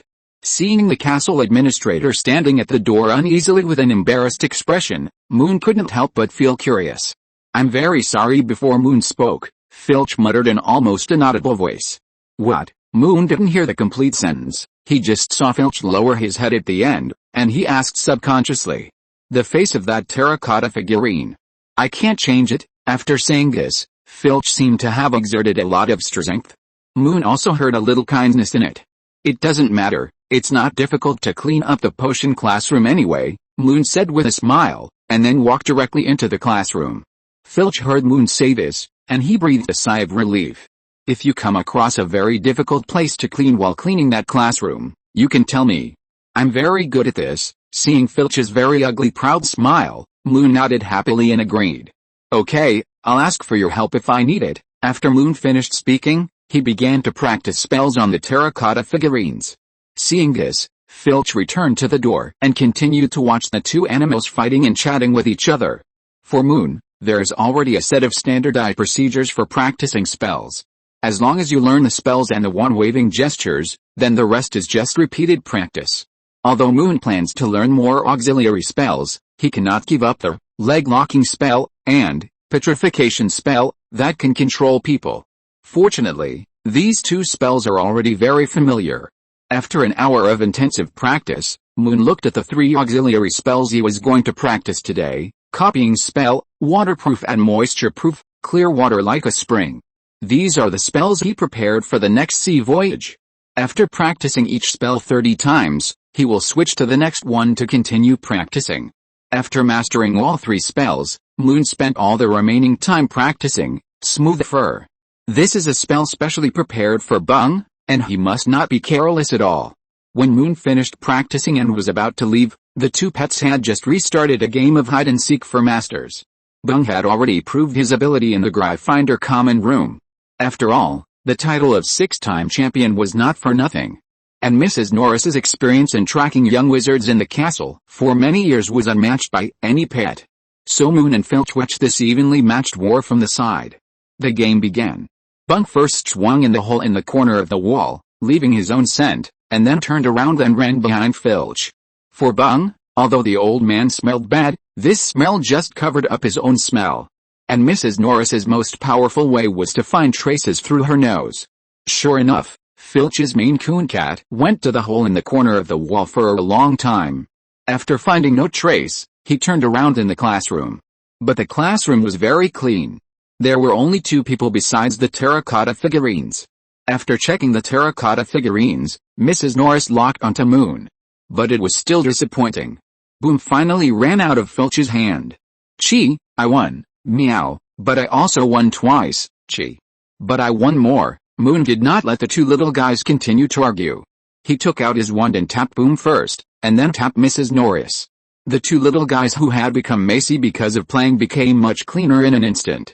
Chi, so comfortable, want it? Seeing that Boom was actually addicted to a spell, Moon did not hesitate to cast Smooth Fur on it 3 times.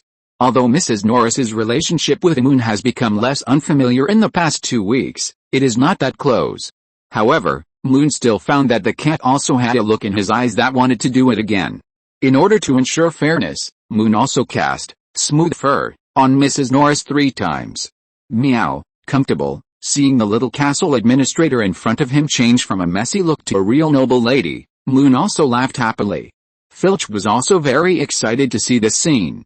He knew that Mrs. Norris had a little blood of magical animals, so this cat could patrol in Hogwarts Castle.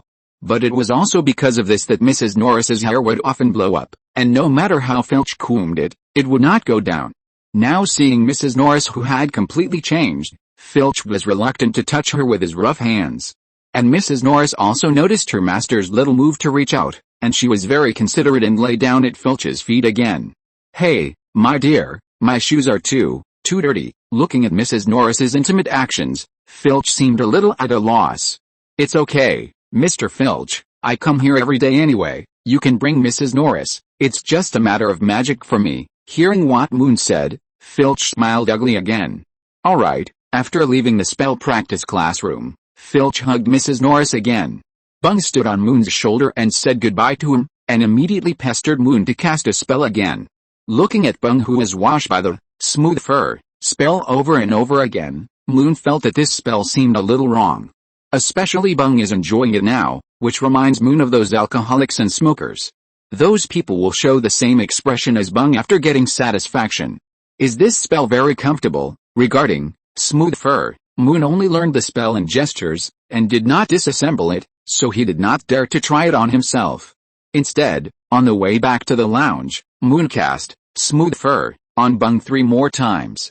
It was not until Moon was worried that this spell would harm magical animals that he put Bung in the treehouse and forced him to sleep. On Saturday morning, after Moon finished writing the latest split record of the expansion spell, Hermione also got up early and went to the lounge. Number 3 and 5 went out last night, leaving only number 2 and 6, Hermione said as she took out 4 small jars from her pocket and placed them on the table. Moon just glanced at the 4 jars roughly, and then carefully observed number 2 and 6, which were still burning.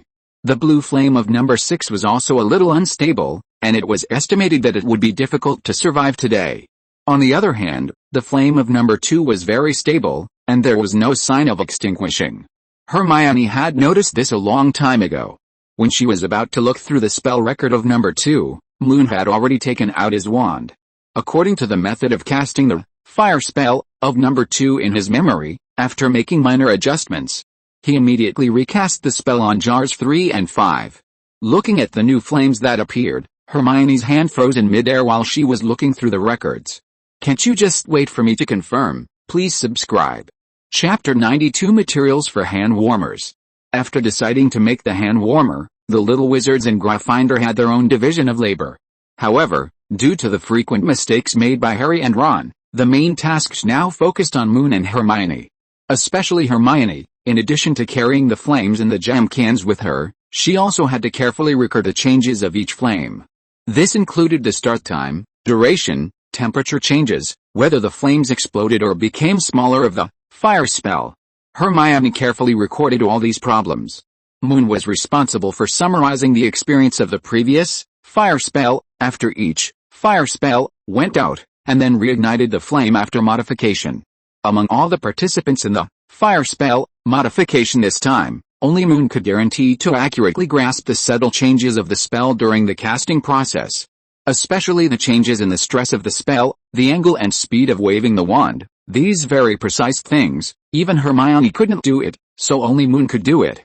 I think you'd better look at the last record, so that you can ensure that there will be no mistakes. Hermione was very rigorous in everything she did. Even though she knew that Moon had a good memory, she still found the record of the last spell cast by Flame number 2. The stress of the spell is at the end, and the angle of the wand swing should be reduced twice. When Hermione just turned to the last record, Moon had already said the contents of the record book word for word. Okay, tell me how you changed it this time. I want to make a record. Hermione exhaled deeply. She wanted to calm herself down. Moon didn't care about these. He pointed to the number 3 pot. I moved the stress of this spell forward one small syllable. Then he pointed to the number 5 pot. The scale of this spell has not changed. Just slow down the speed of the wand swinging a little. When Moon finished speaking, Hermione also finished writing these words. Well, this is considered to be a readjustment on the basis of number 2, but after so many attempts, what do you think is considered a success? After Hermione put down her quill, she carefully looked at Moon sitting opposite her. After a week of cooperation, Hermione had already discovered some qualities in Moon that she did not have. In terms of studying, Hermione is confident that she will not lose to anyone, but when it comes to things like transformation spells that require strong practical ability and careful observation, she can only say that she still needs to practice. And Moon just has such abilities. Especially now that the division of labor has been divided, Hermione only needs to be responsible for recording, and she doesn't have to think about it at all, which allows her to find her own area of expertise. I think for the first version, we must at least be able to ensure that the fire spell continues to burn for 3 days, and there will be no accidents, so that it can be considered a preliminary success. After deciding to make a hand warmer, Moon and his team found 10 jars, and only 4 are still being tested and compared. However, the results are also very good. Number 2 has persisted for a whole day. If this small flame can last until next Monday, it will meet Moon's requirements. I'm confident in number 2, Hermione said as she covered the number 3 and number 5 jars one after another and put them into her wide pocket. By the way, what do you want to use to hold these little flames? Hermione was the first to discover the specialness of these jam jars, so she used them for experiments. But after carrying the jars with her recently, she found that it was very inconvenient. The shape of the jars was not standard, so it was very awkward to hold in her hand. In addition, the weight of the jars made Hermione feel like she was doing weight training. Especially after conducting a lot of experiments on the fire spell, Hermione felt that these ordinary jars were no longer worthy of the little flames. Of course, I've thought about it a long time ago. What is it? It's the material for making. Snape. Hearing Moon say this, Hermione understood instantly. Snape refers to the pottery figurine in the spell practice classroom, and only a few of them knew this. Snape can withstand so many spells without any problems, so he will definitely be able to withstand the fire charm. That's right, and Snape's face can change. We can use it as material to make some cute expressions. Moon just thought that the material used to make Snape had a good protective effect. But Hermione thought that it could be used to make beautiful patterns. This made Moon feel that their focus was not very consistent. I remember that the terracotta figurines are all made of mud. Do you know where this mud comes from? Thinking of being able to make her own hand warmer, Hermione became a little anxious. I don't know. I think after the first version of the fire charm is successful, I will go to Professor Sprout to ask. Professor Sprout? Why don't you go to Filch? Did he provide this terracotta figurine? Filch just confiscated Snape, so he definitely doesn't know. But clay must be used to make terracotta figurines, so Professor Sprout should know. As the professor of herbology at Hogwarts, Sprout should be the person who knows the soil around Hogwarts best. Moon had once found out on the Herb Club that the professor had brought back several different colored soils to cultivate different magical plants. Well, if possible, we'll go dig the soil together, okay? After deciding to use clay from terracotta figurines to make hand warmers, Moon also wrote down his own transformation experience. Through this transformation of the fire spell, Moon truly realized the difficulty of transforming spells. In the past, he only thought that it was enough to focus on spells and wand-waving gestures. Now it seems that these are far from enough. After discussing the production of the hand warmer with Hermione, Moon and his roommates set out for breakfast. On the way to the hall, Ron was giving Harry advice again. Last time, after Snape confiscated the magic Quidditch, Harry had always wanted to get the book back. But because he was a little afraid of Snape, he hesitated to take action. If you ask me, it's best to steal the book when no one is around. Snape will definitely not remember a book that he just confiscated. After Ron finished speaking, Hermione immediately refuted. It's not right to do this. If you need this book, Harry, you can go to the library and borrow another one. I've been there. Maybe because the Quidditch match is about to start, all the books have been borrowed. Well, okay. Hearing Harry say this, Hermione had no better idea. I think, Harry, you can be honest and just ask for it. You won't be punished for asking for the book anyway. Moon's opinion received puzzled looks from everyone. That's Snape, the headmaster of Slytherin, not the clay figurine. Snape. Ron didn't understand Moon's idea at all. In his opinion, Snape was the strictest professor at Hogwarts. Please subscribe. 5 chapters today. Chapter 93, Harry's Suspicion. Moon could understand very well that Professor Snape had cast a great psychological shadow on the young lions of this year. Before the start of the school year, Moon did not know that Slytherin and Gryffindor were very at odds with each other. Now, after more than 3 months of potion classes, Moon could indeed feel a little malice from Snape. Unlike Moon, who only came to this understanding after the start of the school year, Ron's fear of Snape actually existed before he entered the school. This was due to the story of the most terrifying professor in Hogwarts, told to him by his 2 twin brothers. In addition, after the start of the school year, Ron was almost implicated by Harry in every potion class. All these things added up, and his originally favorite Fridays had completely turned black. I think it's best to avoid Snape. Ron was still firm in his thoughts. Neville had not spoken, but he also agreed with Ron's statement. Although no one had instilled the horror of Snape into this little wizard with a bad memory, the scalding accident in the first potion class had always been in his mind. Even though Moon would take on most of the work in the potions class now, Neville's heartbeat would still unconsciously speed up during class. If possible, I can set a fire to attract Snape's attention, and then you can steal. Seamus agreed with Ron's approach, and then he perfected this method. Since all kinds of inexplicable fire accidents have occurred around him, Seamus has replaced Neville as the little wizard with the most accidents in potions class. In every potions class, the flame controlled by Seamus would always suddenly and unexpectedly grow or explode. This forced Hermione, who often made potions with him, to prepare more materials. Because of this, Seamus became the little wizard who was ridiculed the most by Snape among the Gryffindor little lions, except for Harry. This made him more afraid of Snape.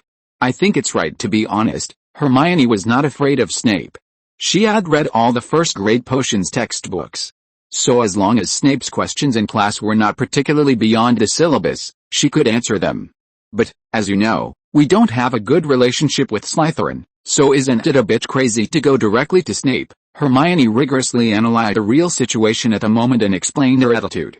After all his friends expressed their opinions, Harry looked around and looked at Moon.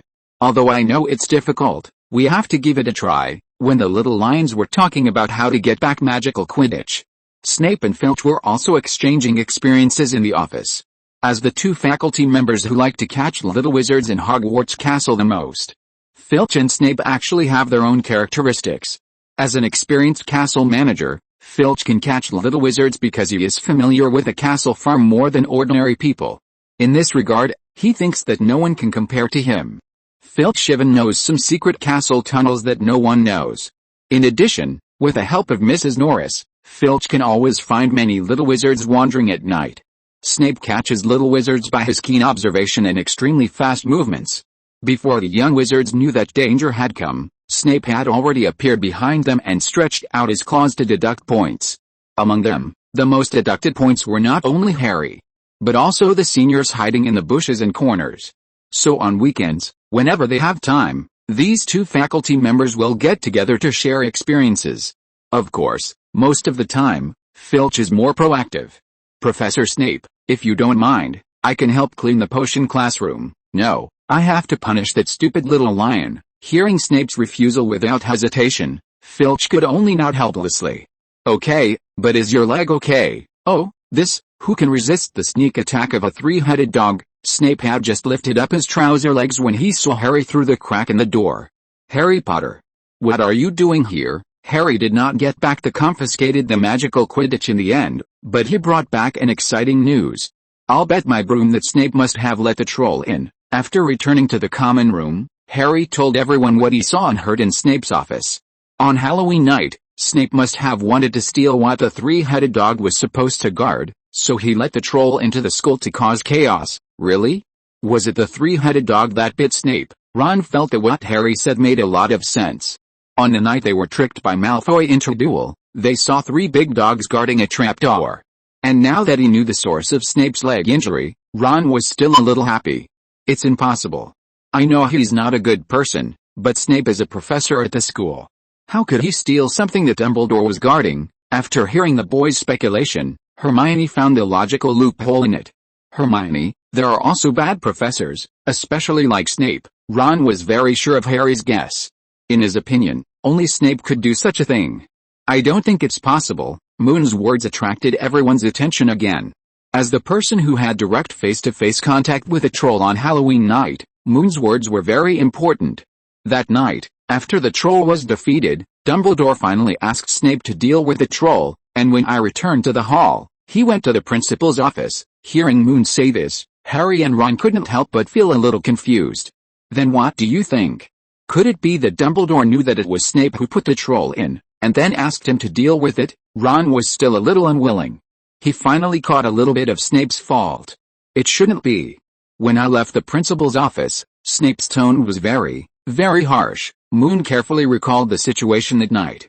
Snape's tone was indeed not like that of a professor. Harsh? To Dumbledore? It's unlikely. Ron was very skeptical of Moon's statement. In his opinion, no one in the entire magical world should be harsh to Dumbledore. That's the greatest wizard, but I shouldn't have heard it wrong. Moon was very sure that his memory was correct, even if Ron didn't understand. After hearing Moon's explanation, Harry couldn't help but become a little suspicious. In his opinion, if Dumbledore finally met Snape, Snape's suspicion would be eliminated, but he was a little unwilling. The discussion about Snape ended on Saturday night. Because of Moon's explanation, Harry and Ron's suspicion of Snape was reduced. But when he lay in bed at night, Harry couldn't fall asleep. He really couldn't figure out who else would do such a thing except Snape. It was not until Moon reminded him that would ask to gather for training at 8 o'clock tomorrow morning that Harry closed his eyes unwillingly. Chapter 94 Captain Gold. The suspicion about Snape soon dissipated in the lives of the young wizards. Harry was the most suspicious, but in 2 weeks, he would have his first Quidditch match. The heavy practice every day left him no energy to think about other things. Moon didn't pay much attention to this matter. In his opinion, it would be better to learn more magic than to doubt the professor. After completing the established spell training plan on Sunday, Moon returned to Xilin again that night. The next day after returning, Moon and Xilin came to the docks southwest of Xilin. As the nearest land-to-sea intermediate station to Lioyan City, Xilin Wharf is very prosperous. It not only undertakes the trade of the entire Lioyan City, but also the minerals of the Black Iron City in the north, which are also sold from here to farther places. It is precisely because of this that the daily flow of people at this wharf is particularly large. I think the previous clothes were very good. Why do I have to make such a set? On the way to Xilin Wharf, Moon couldn't help complaining about the clothes that were in the way. Xilin asked Daisy to prepare a black dress for Moon yesterday, plus a large black cloak.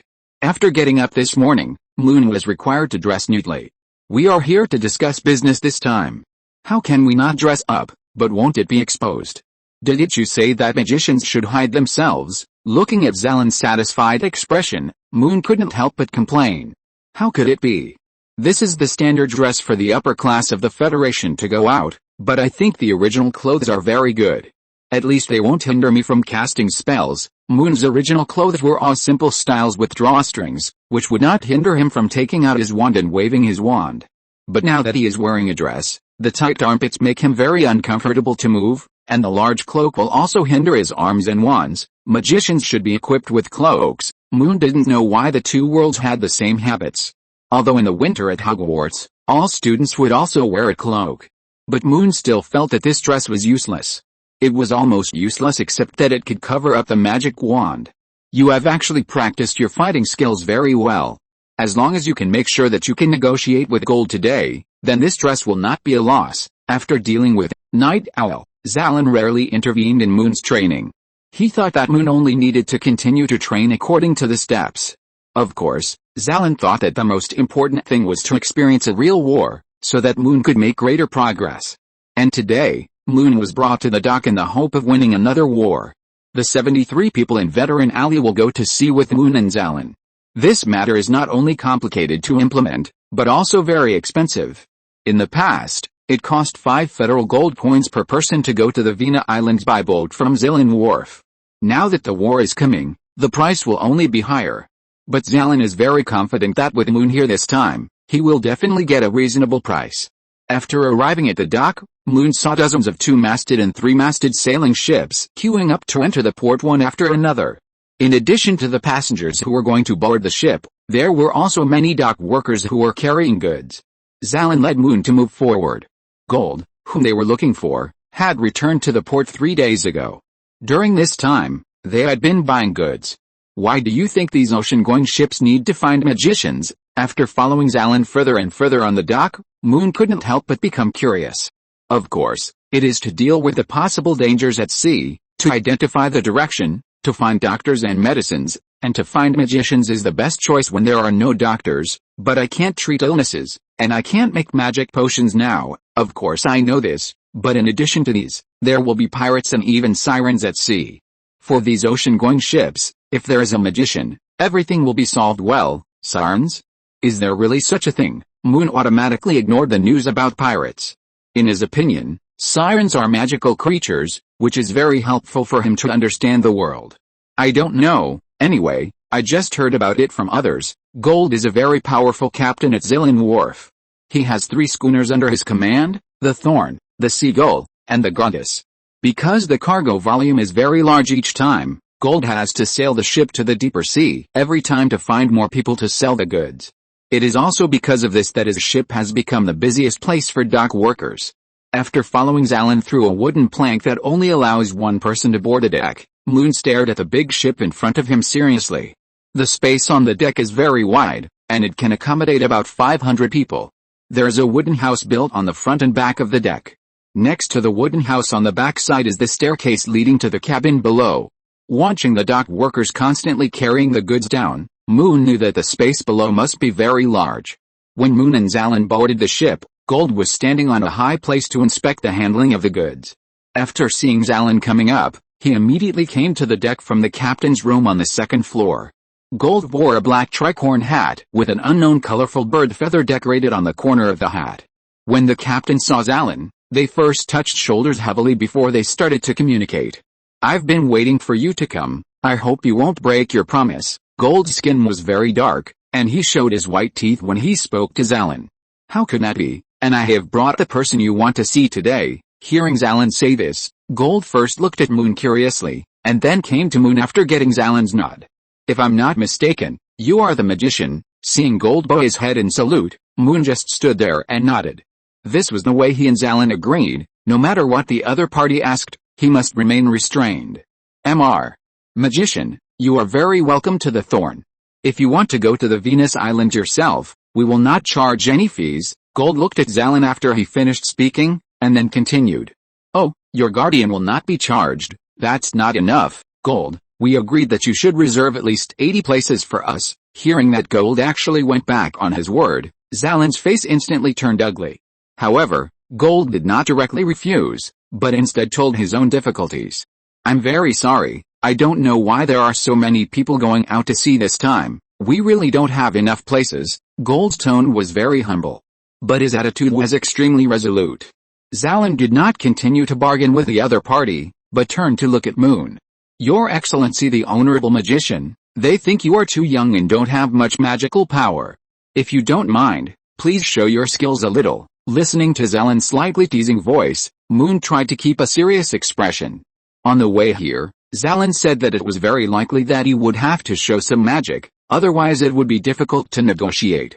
After receiving Xilin's signal, Moon just nodded, and then looked for someone to cast a spell on the boat. The boat was full of wood, and ordinary spells had no effect at all. But in addition to Mew Mew, there are also many sailors and crew members. After seeing these people, Moon's eyes lit up. Thanks to Non-Ku Mengzi Ui Jin Chen for the reward. Thanks to Sakura Jun for the reward. 5 chapters will continue tomorrow. Chapter 95, Honorable Magician. Gold's Thorn always loads a lot of cargo, including sugar, tea or grain. When loading and unloading these goods, in addition to the stevedores on the dock, the crew on the ship will always supervise. Most of these crew members stand on the side of the ship or on the adjacent deck, responsible for counting or preventing the dock workers from being lazy. After observing and determining the target, Moon immediately took out the wand from the wide cloak and quickly pointed it at the 7 nearby crew members. 7. Leg Locking Curse. According to what Xilin said when he came, this was the strength and status before the price negotiation, and it was also a gift for Gold. In fact, when he saw Xilin signaling to Moon, Gold had a bad premonition in his heart. He did want to recruit a magician, but when he saw Moon's age, he was sure that Moon did not meet his requirements. As the most famous captain in the nearby port, Gold had been to another continent and had seen several mysterious magicians. Those magicians who possessed extraordinary powers were mostly over 30 years old. And children like Moon's age were almost all apprentices following magicians. The power they possessed was not much different from that of ordinary people. And what Gold wanted to recruit was not an apprentice, but a real magician. "What test are you going to do?" Gold had known Xilin for a long time, and he knew very well that the old ranger would not lie about this matter. So before Moon cast the spell, he still asked with concern. But before Xilin could reply, the crew next to him roared. "Oh, God, Mom! My legs, what's going on?" Boom. After the legs of the 7 crew members were locked, they each shouted differently. One of them even fell into the sea due to excessive tension. "Do you want to rescue them?" Moon said subconsciously after seeing someone fall into the sea. "No, for the crew, locking their legs will not hinder swimming," Xilin explained with a chuckle, and then looked at the captain who had no idea what was going on. Gold's expression was slightly relaxed after hearing the conversation between Moon and the other two. He called the first mate in the distance and asked him to take people to check the situation of those crew members. At this time, several cursed crew members were already crying out of fear, and some even had a puddle of water on the deck because of fear. The crew member who fell into the water did not swim up by himself.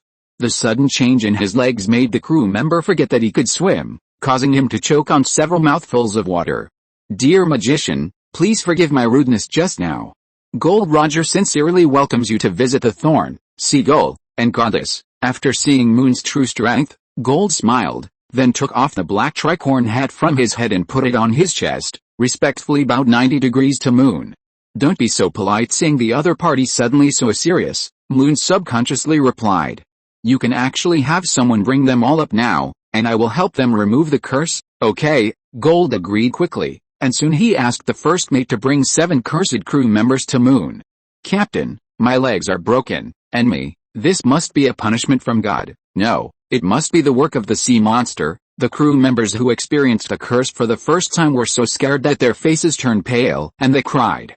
"Shut up, stop howling, I will untie you right away." Just as Gold yelled at the crew members, Moon had already taken out his wand and cast the counter curse of the leg locking curse. Just as Gold turned around, several crew members suddenly realized that their legs had been healed. "Hey! It's healed." 2 consecutive and rapid spells made Gold's heart beat wildly. He had seen 3 different magicians, but it was the first time he had seen someone like Moon who could cast and untie the curse so quickly. Thinking of Moon's age, Gold felt that he was definitely lucky this time. "Okay, keep everything that happened today to myself. Tell the porters that I was just joking." If anyone leaks a word, I'll send them fishing in the deep sea." The crew members didn't understand what was going on, and they turned even paler when they heard Gold's reprimand. "Nothing happened today. Yes, we were just on duty." For the crew members, being on board is like giving up half of their lives. Not to mention the frequent disasters at sea, they will also be punished for making mistakes. The heaviest punishment is deep sea fishing. Trapping the living crew members on special fish hooks and throwing them into the deep sea to track various large fish. This is almost a special hobby of many captains on ocean-going ships, but it is also a nightmare for the crew members. "Okay, let's go to work." Moon didn't know the code words of these ocean-going sailors, but he could see that Gold didn't want more people to know the identity of a magician. "Mr. Magician, I promised you to reserve 80 places. I promise I can definitely do it. If it's not enough, I can drive some people off the ship." After Gold asked the first mate to deal with the crew, he resumed his respectful attitude when facing Moon. Moon did not respond, but looked at Xilin next to him. The two had already agreed when they came. Moon was only responsible for deterrence, and Xilin would discuss the specific matters. "Gold, there are enough places for 80 people, but I have some conditions." After seeing Gold's reaction, Xilin knew that he would definitely get more benefits this time. "Our people should be gathered together, preferably in a separate room, and I want a chart of the Venus Islands." After hearing Xilin's request, Gold only thought about it for a while and immediately agreed. "It's no problem to gather together. The second floor of the Thorn cabin is enough to accommodate 80 people. As for the chart, I will have someone copy it and give it to you after you get on board." Hearing that Gold agreed so quickly, Xilin immediately regretted it. He knew that he must have less. Just as Xilin was about to speak again, Moon interrupted him. "If you have a ready-made nautical chart, you can bring it first without copying it." After hearing Moon's order, Gold was just stunned for a moment, and then immediately asked someone to bring a yellow-brown scroll. This nautical chart contains hundreds of large and small islands in the Venus Islands. It not only marks important ports and cities, but also the population. After the nautical chart was opened, Moon and Xilin looked at it carefully. Moon didn't know much about nautical charts, he just took a rough look. After Xilin confirmed that it was correct, he directly used the newly learned copy spell. It was only a breath of time, and a roll of identical nautical chart appeared in Moon's hand.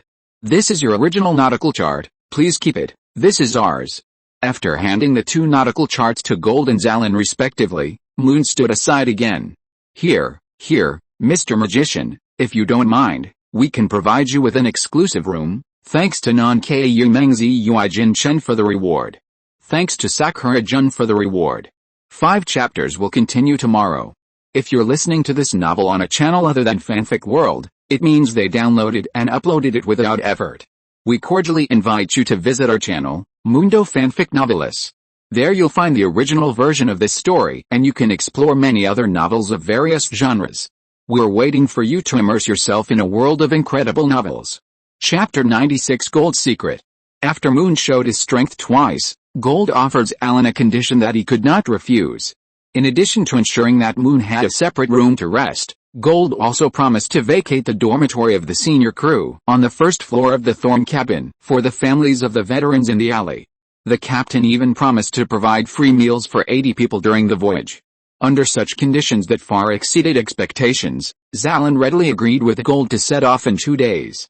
"How did you do this chart?" After leaving the dock, Xilin carefully checked the new chart, but did not find anything abnormal.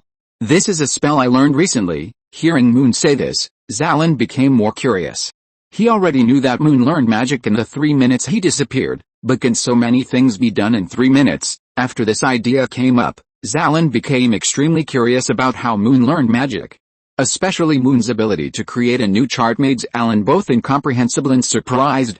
Because he knew the existence of court wizards and spellcasters during the war, Xilin always believed that magicians should exist for war. But now every time Moon reveals magic, it seems to just make life more convenient. However, from this point, Xilin can also know that the environment where Moon learns magic is not very dangerous, which makes him feel relieved. By the way, don't you think Gold's conditions are too good? Moon didn't care much about the sea chart. In his opinion, the abnormal attitude of the captain of the Thorn needed more attention. Especially after Moon revealed the copy spell, Gold not only agreed to provide food and accommodation. He also wanted to recruit Moon to escort the goods on the ship. Of course, the price Gold offered was also very generous. As long as Moon agreed to go out to sea every time, he would be rewarded with 100 gold coins. If 100 gold coins were converted into Moon's income on the farm, it would take a full 100 years to earn it. Gold's attitude is actually very normal. You know, you are now the king of mice. Xalin's words made Moon a little uncomfortable, although he knew that the mice Xilin was talking about were magicians. I think it's better for you to call me your excellency. Moon's answer made Xilin laugh happily. Since he dealt with the night owl, he found that Moon seemed to have become more mature. Okay, honorable magician. In fact, Gold is a relatively strong sea rat, and these 3 ships are the territory of the sea rat. When Xilin said this, Moon understood a little. If the magician is the king of rats, all rats should be loyal to the king. Gold is equivalent to a small leader among rats, and he will definitely pay more tributes in comparison. Well, although what you said is unpleasant to hear, it seems that if this sea rat can send all of us to the Venus Islands, it seems to be good, Moon said as he quickened his pace, and Xilin hurried to catch up again. Don't worry, sir. From the fact that Gold can make such a detailed sea chart, you can know that this sea rat is quite powerful. Well, he is indeed very powerful, but what do you want this sea chart for? Seeing Xilin holding the sea chart tightly, Moon asked curiously. Of course, it is to find a way out for everyone. Hearing Xilin say this, Moon did not say anything, just staring at him and waiting for the next words. Well, this war will definitely take a long time. Just like the Independence War and Sovereignty War of the Gracia Federation have been fought for more than 10 years, and this time will definitely be no exception, so taking the sea chart is to find a place that is truly suitable for living. That's right, although the Manila Empire is well prepared this time, the top leaders of the Federation will definitely not sit idly by. The war will definitely be very tragic, and what we can do is to let these people spend this period safely. Regarding the analysis of the war situation, Moon did not know more than Xilin. But the war will last for 10 years, which still made Moon a little unbelievable. At Hogwarts, Moon only needs 7 years to graduate. If calculated according to this time, the war in the Federation may not have ended when Moon graduated.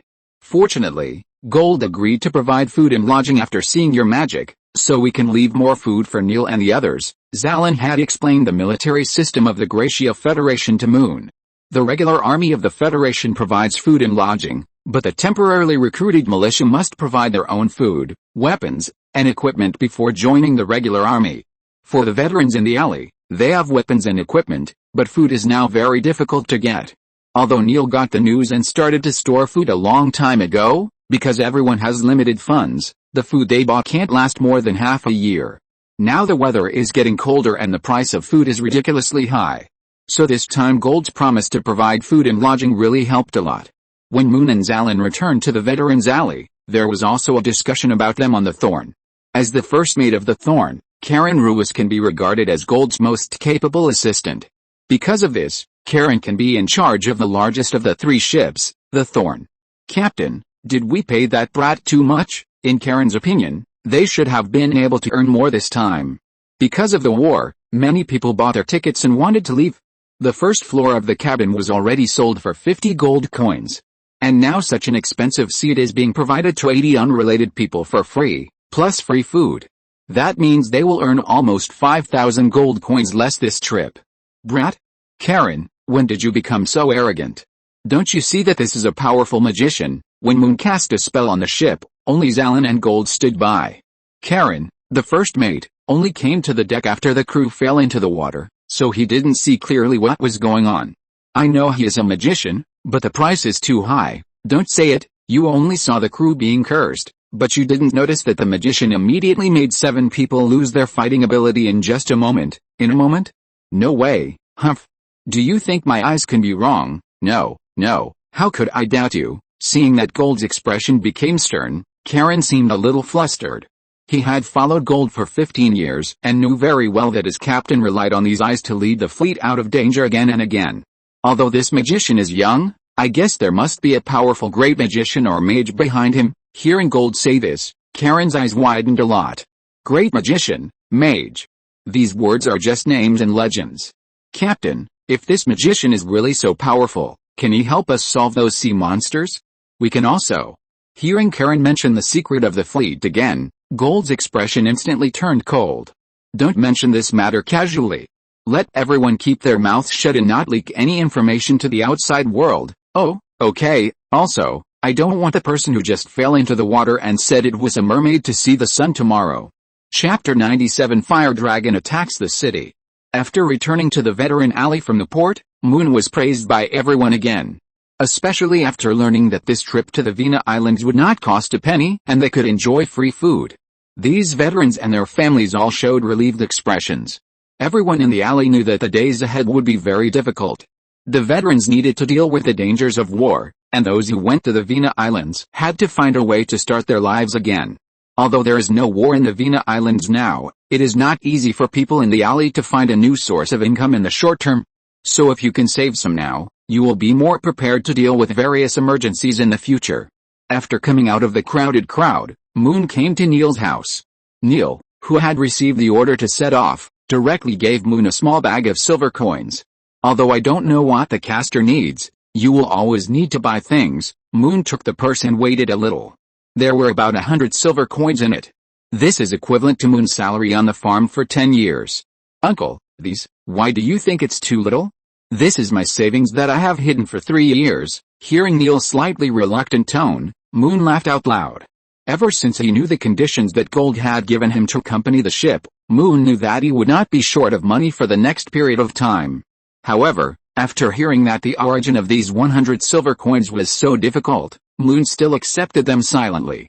That's right, I will set off for the Snow Eagle Mountain defense line tomorrow, and I have nowhere to spend this money. Neil once explained to Moon how to obtain food and various daily necessities in war.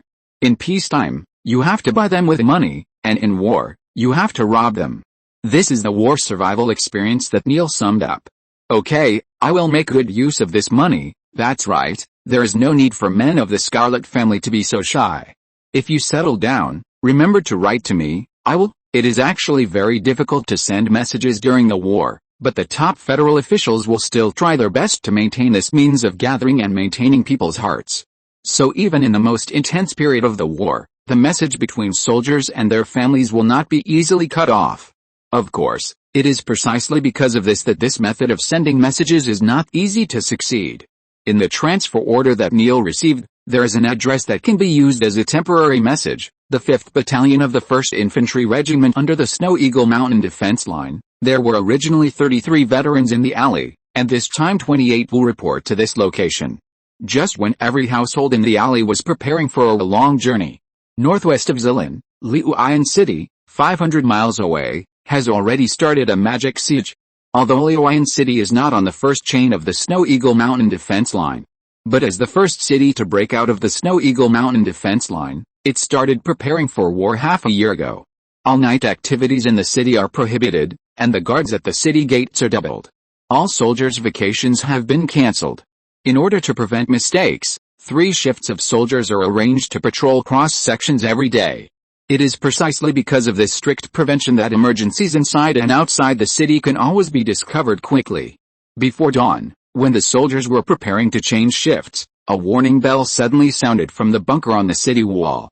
Ding ding ding, something is flying from the direction of Snow Eagle Mountain. The soldier who rang the alarm bell shouted frantically outside.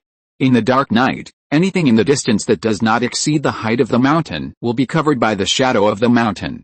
It is precisely because of this that the soldiers did not notice the things that appeared in the sky.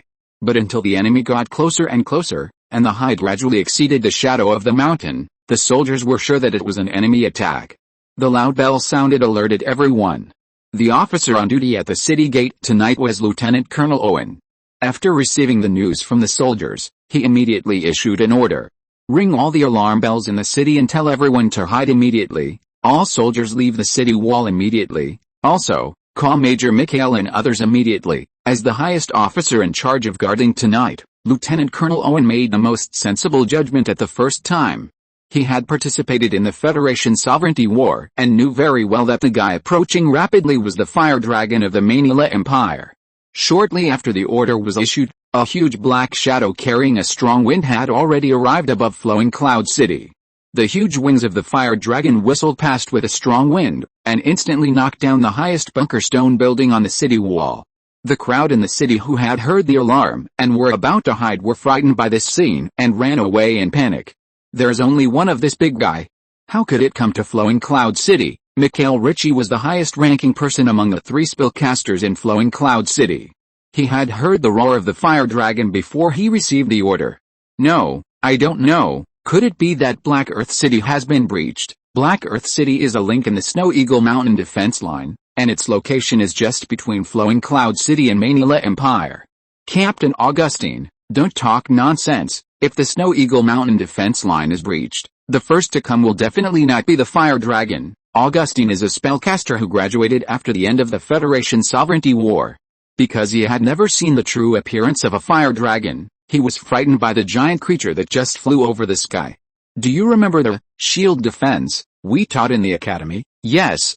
This is a defensive magic invented by the Dean specifically for the fire dragon's breath. That's right. Now we have to rush to the city gate to cast this spell to prevent the fire dragon from destroying the city gate. But the city gate is too big. It's definitely not possible with just the 2 of us. Shield defense is one of the magics that the federal casters summarized in the last Sovereignty War to deal with the fire dragon.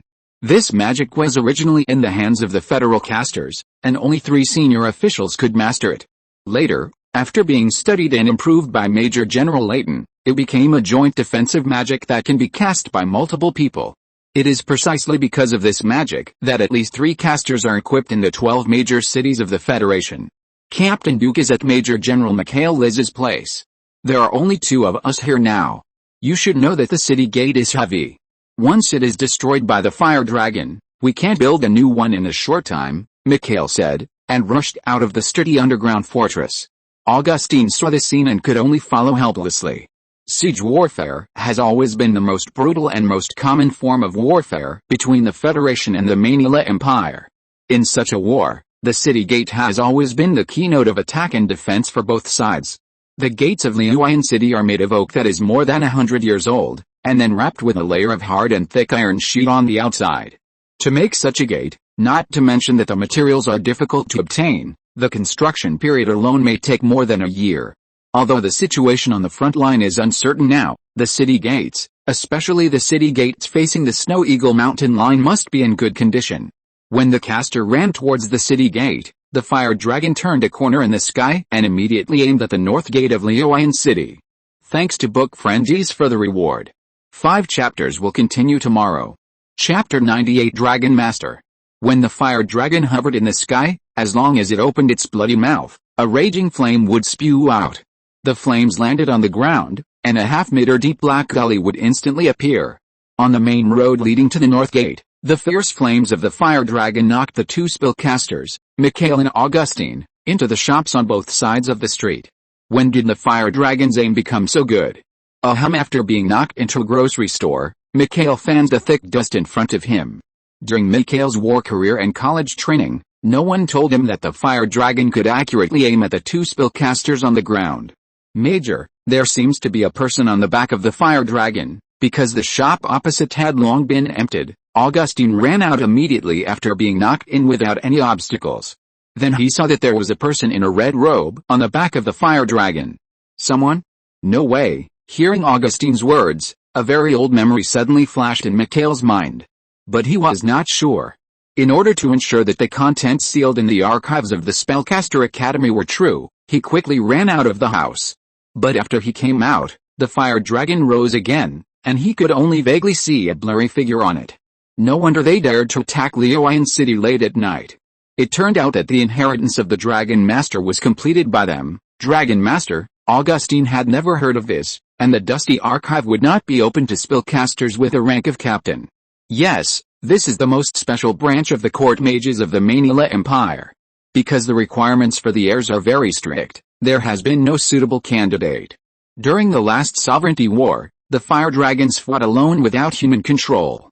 I'm afraid it will be really difficult this time. Hearing what the major said, Augustine was shocked. The creation of the defense shield magic was originally a magic summed up to deal with the fire dragon in the last war. But now not only do they not have enough people, but the mysterious Dragon Master has appeared again, which makes his heart beat faster and faster. Don't just stand there, just follow what you learned in school. When the 2 ran to the city gate at full speed, Mikhail reminded them again. But this, Augustine had not yet recovered from the shock of the Dragon Master, and he couldn't help but look at the fire dragon swooping down from the sky. But before he could express his opinion again, McGonagall had already pulled him in front of a giant iron door 7 or 8 meters high. No buts, Captain Augustine. Obey orders. Yes. With a backbone, Augustine took a few deep breaths, suppressed his excitement, and began to recall the defense shield taught by the academy. He put his hands together in front of his chest and concentrated all his mental strength. Then he separated his palms and put his 2 thumbs together and pointed downward. While the gestures kept changing, complex spells came out of his mouth. Protection of the mysterious power, ancient language, shield enhancement, ancient language, protection of the mysterious power, ancient language, shield durability enhancement, ancient language. McGonagall also made the same action at the same time, chanting a spell that was not much different. As the 2 spellcasters continued to chant the spell, a bright blue wave of light slowly appeared on the iron gate. Before the magic effect covered the entire gate, the fire dragon's breath had already attacked again. Boom! Boom! Clang! The huge bluestone brick gate was instantly burned open by a 3-meter wide gully. A semicircular hole was also burned directly in the corner just above the gate.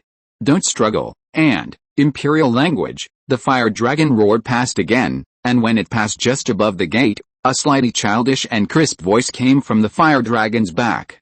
McGonagall and Augustine were not shaken by this sentence. The strict education of the Spellcaster Military Academy really came into play at this time. Magic power flows constantly, perseverance never stops, spells are not finished, vows never stop. This school motto engraved in front of the teaching building of the Spellcaster Military Academy made the 2 spellcasters firmly complete the entire defense shield, magic under the attack of the fire dragon. The bright blue light curtain quickly combined together, and then quickly dissipated into nothingness. Augustine can't sleep, we have to leave here. After casting defense guard, Lieutenant Augustine collapsed on the ground. He had no strength at this time, and had to sit down leaning against the city gate. That seemed to have not changed at all. Sir, I can't walk anymore. McGonagall knew that his spellcaster, who had just graduated 2 years ago, had tried his best. But as a comrade-in-arms and senior, he couldn't abandon him. McGonagall reached out and took Augustine's right arm, lifted him up and hid in the defense hole under the city gate. Beamy Williams, riding on the back of the fire dragon, became the first dragon master cultivated by the Manila Empire in the past 50 years because he could understand the language of the fire dragon. After receiving the temporary order last night, Beamy rode the 100-year-old fire dragon Black Flame over the Snow Eagle Mountain and came to Liuan City. Beamy, who thought he could exceed the task for the first time, saw the 2 spellcasters on the ground wasting all their magic power to guard the city gate, and his eyes flashed with anger. Damn ants! When Beamy was about to persuade the fire dragon again and launch a strong attack again, he suddenly saw a firework rising in the city. Damn! It's done so quickly. After persuading the fire dragon that was about to dive, Beamy looked at the gate that had just burned through a small part with some reluctance. Next time, I must burn this gate open. No, I must burn the whole city. After the fire dragon flew away, another spellcaster quickly came from the center of Liuan City. Major McGonagall, I saw the fire dragon attacking the city. How is it now? It's okay. Have you finished your work? Major General Liz led his troops to surround the governor mansion. When I came here, the 2 sides were still fighting fiercely. Governor Suarez. Is it really him? Yes, Major General Liz brought an arrest order from Xilin City. The Suarez family has betrayed the Federation again. All the main cities of the Federation are equipped with a governor and a military officer. Because these 2 positions are not subordinate to each other in terms of hierarchy, the military officer has no right to arrest the governor.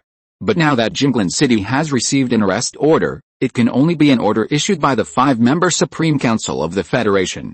Captain Duke, the spellcaster, followed Major General Liz to carry out this secret mission this time. However, the capture was not very smooth this time. Governor Suarez tried his best to defend himself, but he did not gain trust. The 2 sides finally broke out in a fierce battle. It was also when the fire dragon attacked that 2 groups of people from the governor mansion broke out after the only spellcaster left. One of the teams was guarding Suarez's youngest son. They left the city through a section of the city wall that was burned by the dragon. Then, under the cover of night, they entered the dense jungle and quietly crept towards the direction of Xilin Port. There are still 5 chapters tomorrow, don't leave. Chapter 99 Discovering a Wild Little Magician. 2 days later, in the morning, the Xilin wharf was crowded with people. The people in the veteran alley set out from their homes before dawn and walked for an hour to reach the wharf. Oh, I should have come last night. Looking at the crowded crowds on the entire wharf, Hall slapped his thigh helplessly and sighed. It seems that everyone wants to avoid a war. Moon and Xilin were also a little worried. They didn't expect that there would be so many people going out to sea by boat this time. Just as the two were about to look for Gold's Thorn, a familiar figure squeezed through the crowd. Dear Sir Scarlett, I am Karen Ruiz, the first mate of the Thorn. I have been waiting for you here for an hour. The family members of the veterans who were originally preparing to squeeze into the crowd and line up honestly were relieved when they saw someone coming to pick them up. All the young and middle-aged men in the alley have become militiamen, and all those who came to the wharf are the elderly, the weak, women and children.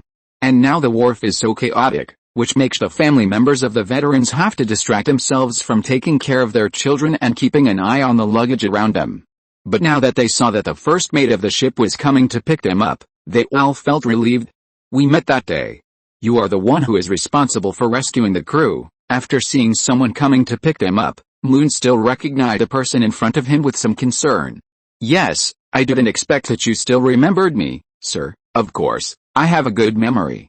Now how do we get on the ship? Moon first glanced at the first mate Karen, who had been bowing and saluting, and then pointed to all the veterans' families behind him. Oh, don't worry, as long as all your people are here, I will immediately have someone put another plank down from the ship. Karen bowed again to explain. Then please take it now, our people are all here. Well? Don't you want your men to confirm it again? No, these are my relatives, I won't remember it wrong. After Moon finished speaking, the first mate Karen was still a little stunned. As an old man who has been sailing on the sea for 20 years, Karen has been to many places. Although he didn't have as much experience as Gold, he knew that magicians were generally rarely accompanied by their families, let alone so many families. Last time Moon and Xilin came to the ship to discuss the deal, Gold and Karen only thought that the people following Moon would be magician apprentices or servants, but they didn't expect that they were all family members. Karen has always been alone in pursuit of mysterious power, rarely in contact with people, and at most recruits apprentices and servants to help with things. These are the fixed perceptions of magicians formed by Karen over the years. But today's Moon made him see another different kind of magician. Okay, please wait a moment. After confirming that Moon was not joking, Karen immediately took out a red pennant from his arms. Then he put his left hand on his mouth and blew a sharp whistle, and the pennant also shook regularly in the air 3 times. After receiving the signal, the sailors on the Thorn ship immediately lowered a large wooden board nearly 2 meters wide from the side of the ship. Look! There is also a passage to get on the ship here. The crowd that was originally crowded at the stern saw the wooden board being lowered and shouted and squeezed over here. Karen seemed to have expected this situation a long time ago. After putting the pennant in his pocket, he directly pulled out a crew knife he carried with him. This is an arc-shaped scimitar.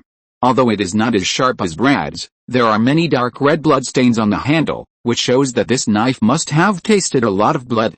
Everyone step back. These are all our Captain Gold's distinguished guests. Guests? Why? We also paid for the tickets, 50 gold coins each. The crowded crowd stopped 3 meters in front of Karen, but some people in the crowd still took out the receipts for buying tickets unwillingly. Let me tell you, 50 gold coins are just the price 3 days ago. If you dare to approach today, you must spend 100 gold coins to buy this ticket. Why? While Karen and many passengers were confronting each other, the family members of the veterans alley had already begun to slowly board the deck. Xilin walked at the front of the team. He was going to arrange the matters for everyone to board the ship. Moon, Brad and Hall, the 3 of them stood at the end of the team and stood with Karen. I know the man with the ticket. He is the owner of the rice shop in Xilin town. He sells the most expensive rice among the 3 rice shops. Hall was holding a matchlock gun and guarding the entrance of the deck. Seeing someone shaking the ticket and trying to rush over, he recognized the man at a glance. I also went to buy it. At that time, I spent a whole year's salary as a servant to buy a pound of black rice. I didn't expect that it would be his turn to be blackmailed today. Brad also noticed the figure of the rice shop owner. Seeing that the other party was still shouting, he felt indescribably happy. We are not blackmailing, young man. The price of the ticket today is 100 gold coins. The price is the same for the entire dock. After hearing what Brad said, Karen tilted his head slightly and hurriedly explained. 100? It's true, of course. Someone from Luoyang City ran out last night and said that a fire dragon attacked there, and then a large number of people rushed to the dock. Fire dragon? Is there really such a thing? Of course, although I haven't seen it either. Although Karen's explanation was also hearsay, it does prove that the price of boat tickets is constantly rising. Hall, who was standing next to him, took a deep breath unconsciously when he heard about the fire dragon. If it is really a fire dragon, I think it's better not to see it. Hall had seen a fire dragon once on the battlefield when he was a soldier. When he saw the big monster that could only spit fire from the sky, he was so scared that he hid in the cracks of the rocks and escaped. Moon was also listening carefully to the fire dragon. Although he had seen images of fire dragons in Hogwarts textbooks, he had never seen a real fire dragon. Not to mention that the fire dragon actually attacked the city, which made Moon feel even more incredible. Could there be wizards controlling fire dragons? Moon's roommate Ron at Hogwarts once said that his brother Charlie was taming fire dragons in Romania. Fire dragons rarely attack human cities, because they only want to obtain food. In comparison, people and sheep in remote villages are more easily available sources of food. So it is completely abnormal for fire dragons to attack solid cities. However, if there is a wizard controlling it, then all this can be explained. When the 4 people were guarding the wooden passage, the families of the veterans quickly boarded the ship, and Moon couldn't help but breathe a sigh of relief. In the end, Karen was guarding alone below, and Moon and the other 2 also came up. After taking back the wooden planks, when Moon was about to check the cabin, he saw something he hadn't seen for a long time in the crowd. Wizard Bar. This is a little girl hiding in the crowd. Moon didn't notice her at first because the little girl was always behind the crowd, and she was not very old and about the same height as Moon. So the crowded crowd perfectly covered the Wizard Bar. 1/5 of a grid? It's shorter than Ron. Seeing that this little magician was also in the boarding team, Moon decided to observe the other party carefully. Chapter 100 Xilin's Acquaintance. The young magician's group should be 2 people, a young girl and a middle-aged woman. Both of them were dressed very ordinary. The girl had short brown and white hair. Although she wore a brown scarf, it was still difficult to hide her fair face that did not look like that of a lower-class person. The middle-aged woman was wearing ordinary work clothes, and she was not conspicuous in the crowd. The young magician lowered her head very low when she boarded the ship, as if she was hiding from something. Moon stood on the deck and watched the wizard board the ship and then enter the lower cabin. What are you looking at? After settling everyone, Xilin came to the deck. Seeing that Moon had been looking at the passage leading to the lowest cabin, he also looked around twice, but he didn't see anything. I found a little magician. Little magician? Are you sure? Yes, a little girl about my age. After hearing Moon's answer, Xilin's eyes couldn't help but become a little confused. Because he had been a guardian beside a very high-ranking spellcaster, he knew that spellcasters did not have the ability to distinguish magicians in the crowd at a glance. But Moon's tone didn't sound like he was lying, which made Xilin even more curious about the magic that Moon was learning. Can you tell who is a magician? Yes, then you're definitely not. After Xilin followed Moon and tried to chant several spells, he finally gave up helplessly. Well, it seems that I really don't have this talent. What do you think of that little magician? After Moon took back the old willow wand, he consulted Xilin. She is about the same age as you, so she should be a magician's apprentice. Otherwise, if she reveals her identity, Gold will not let a magician live in the lower cabin. The magician's apprentice Xilin mentioned did not only refer to the identity of the little girl, but more to the inheritance method of the hidden magician. The magician's apprentice is the lowest type of person in this inheritance method. Let people pay more attention to her. I want to know what kind of magic she knows. Although the little magician only had a wizard bar of 1/5 of a grid on his head, Moon did not plan to let him go easily. To be precise, Moon now wanted to learn as quickly as possible what magic in this world is like. Okay, I'll go talk to Gold. I'm sure he won't refuse this. By the way, don't reveal her identity as a magician yet. Don't worry. When Xilin just went to find Gold, the people under the ship had already boarded the ship one after another. Just when the sailors were planning to put away the planks, a small group of people suddenly stumbled into the dock. Because they walked in a hurry, they bumped into many people, causing a lot of accusations on the dock. Moon also looked over in the direction of the lively sound. These people's clothes were very tattered, and there were a few scattered pieces of armor, and most of them were injured. From these attire, Moon guessed that this should be a group of soldiers who fled. "Wait, we want to get on the ship is full, you wait for the next trip." When the 6 people ran to the side of the dock, the sailors had already quickly put away the planks. Moon knew that these were people on the ship and didn't want to cause trouble. Carrying armor, weapons, and even carrying an unconscious young man, it would definitely be a big hassle to get these people on board. "I'll pay 3 times the price." A man who was obviously the leader did not give up after hearing the first mate Karen's refusal. He took out a brown purse from his arms and threw it up directly, and then the purse fell accurately into Karen's hand. Karen didn't care how good the man's aim was. He just weighed the purse and threw it down again. "The fee for each person to board the ship today is 100 gold coins. What you have is not enough for 3 people, 100. The leader was surprised for a moment, and then immediately returned and fumbled around the body of the fainted young man. After a while, he found a lot of golden things from the corners of the young man's clothes, lining, and sleeves. "These are worth about 800 gold coins, and there are only 6 of us," I said. "Today is full." When Karen was about to refuse again, Xilin and Gold came out of the captain's room. After seeing Moon, Gold took off his hat and saluted, then came to the side of the ship and looked at the people below.